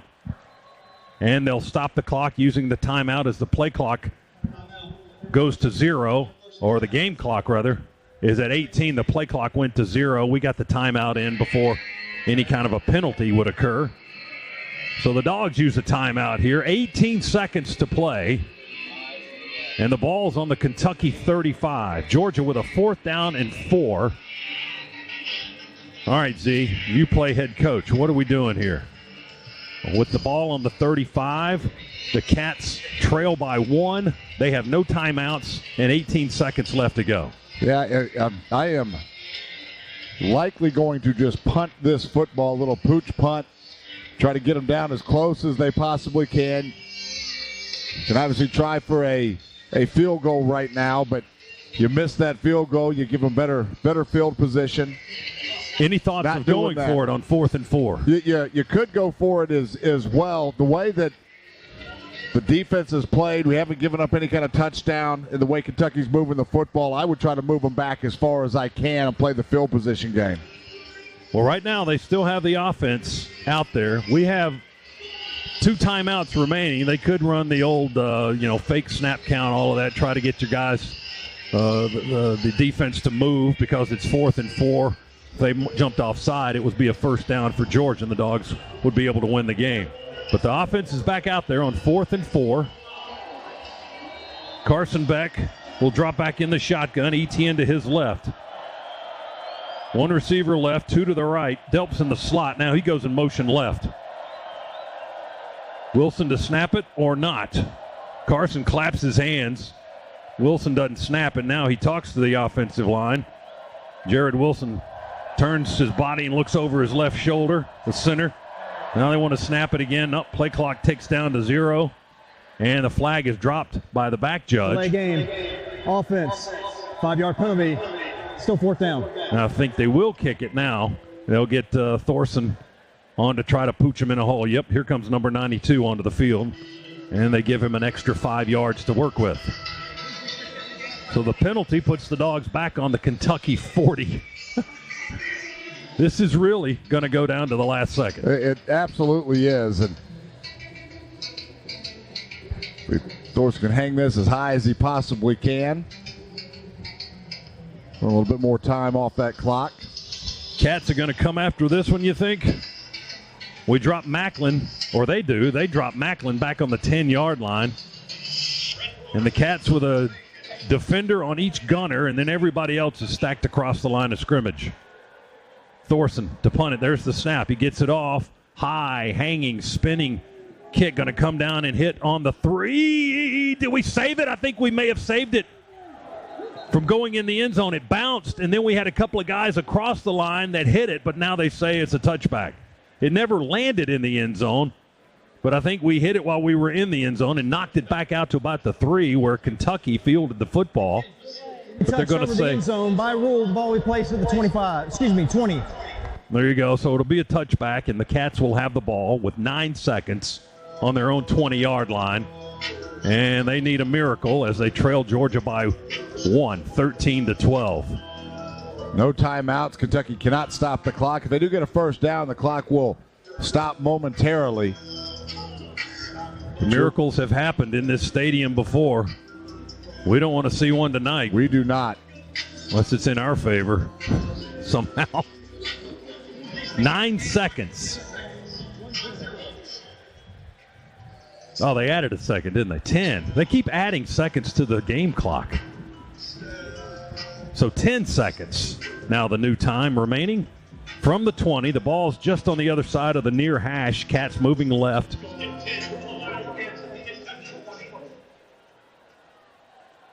And Vandegrift is in the shotgun. 3 receivers to the right, 1 to the left. 9 seconds. Now they're going to adjust it again. They reduce it by a second. Finally, something in our favor coming from the Stripes. So you can't sneak another second on there. 13-12, Georgia leads Kentucky by 1 measly point. Can the Dogs hang on for 1, maybe 2 more plays? We shall see. 9 seconds to go. Snap. Back to Vandegrift. He's in the pocket. Chased out. Rolls to the right. Time melting away. He slings it up in the air. It's caught at the 30 as we tackle him in the backfield. And did he get the first down? Up. That's going to be it. The clock runs out. He got about 10. Tackled where? No, they're saying to Georgia, go back on the sidelines. Yeah, he got the first down. The clock should have stopped. Stops on the first down, under 2 minutes. There's another clock addition, 2 seconds, 1 more play. Yeah, that's the right call, though. He got the first down. The runner was down with 2 seconds. Looks like they got 11 yards, 11 and a half to the 31 and a half. And 1 more play. Georgia backs 2 men up real deep.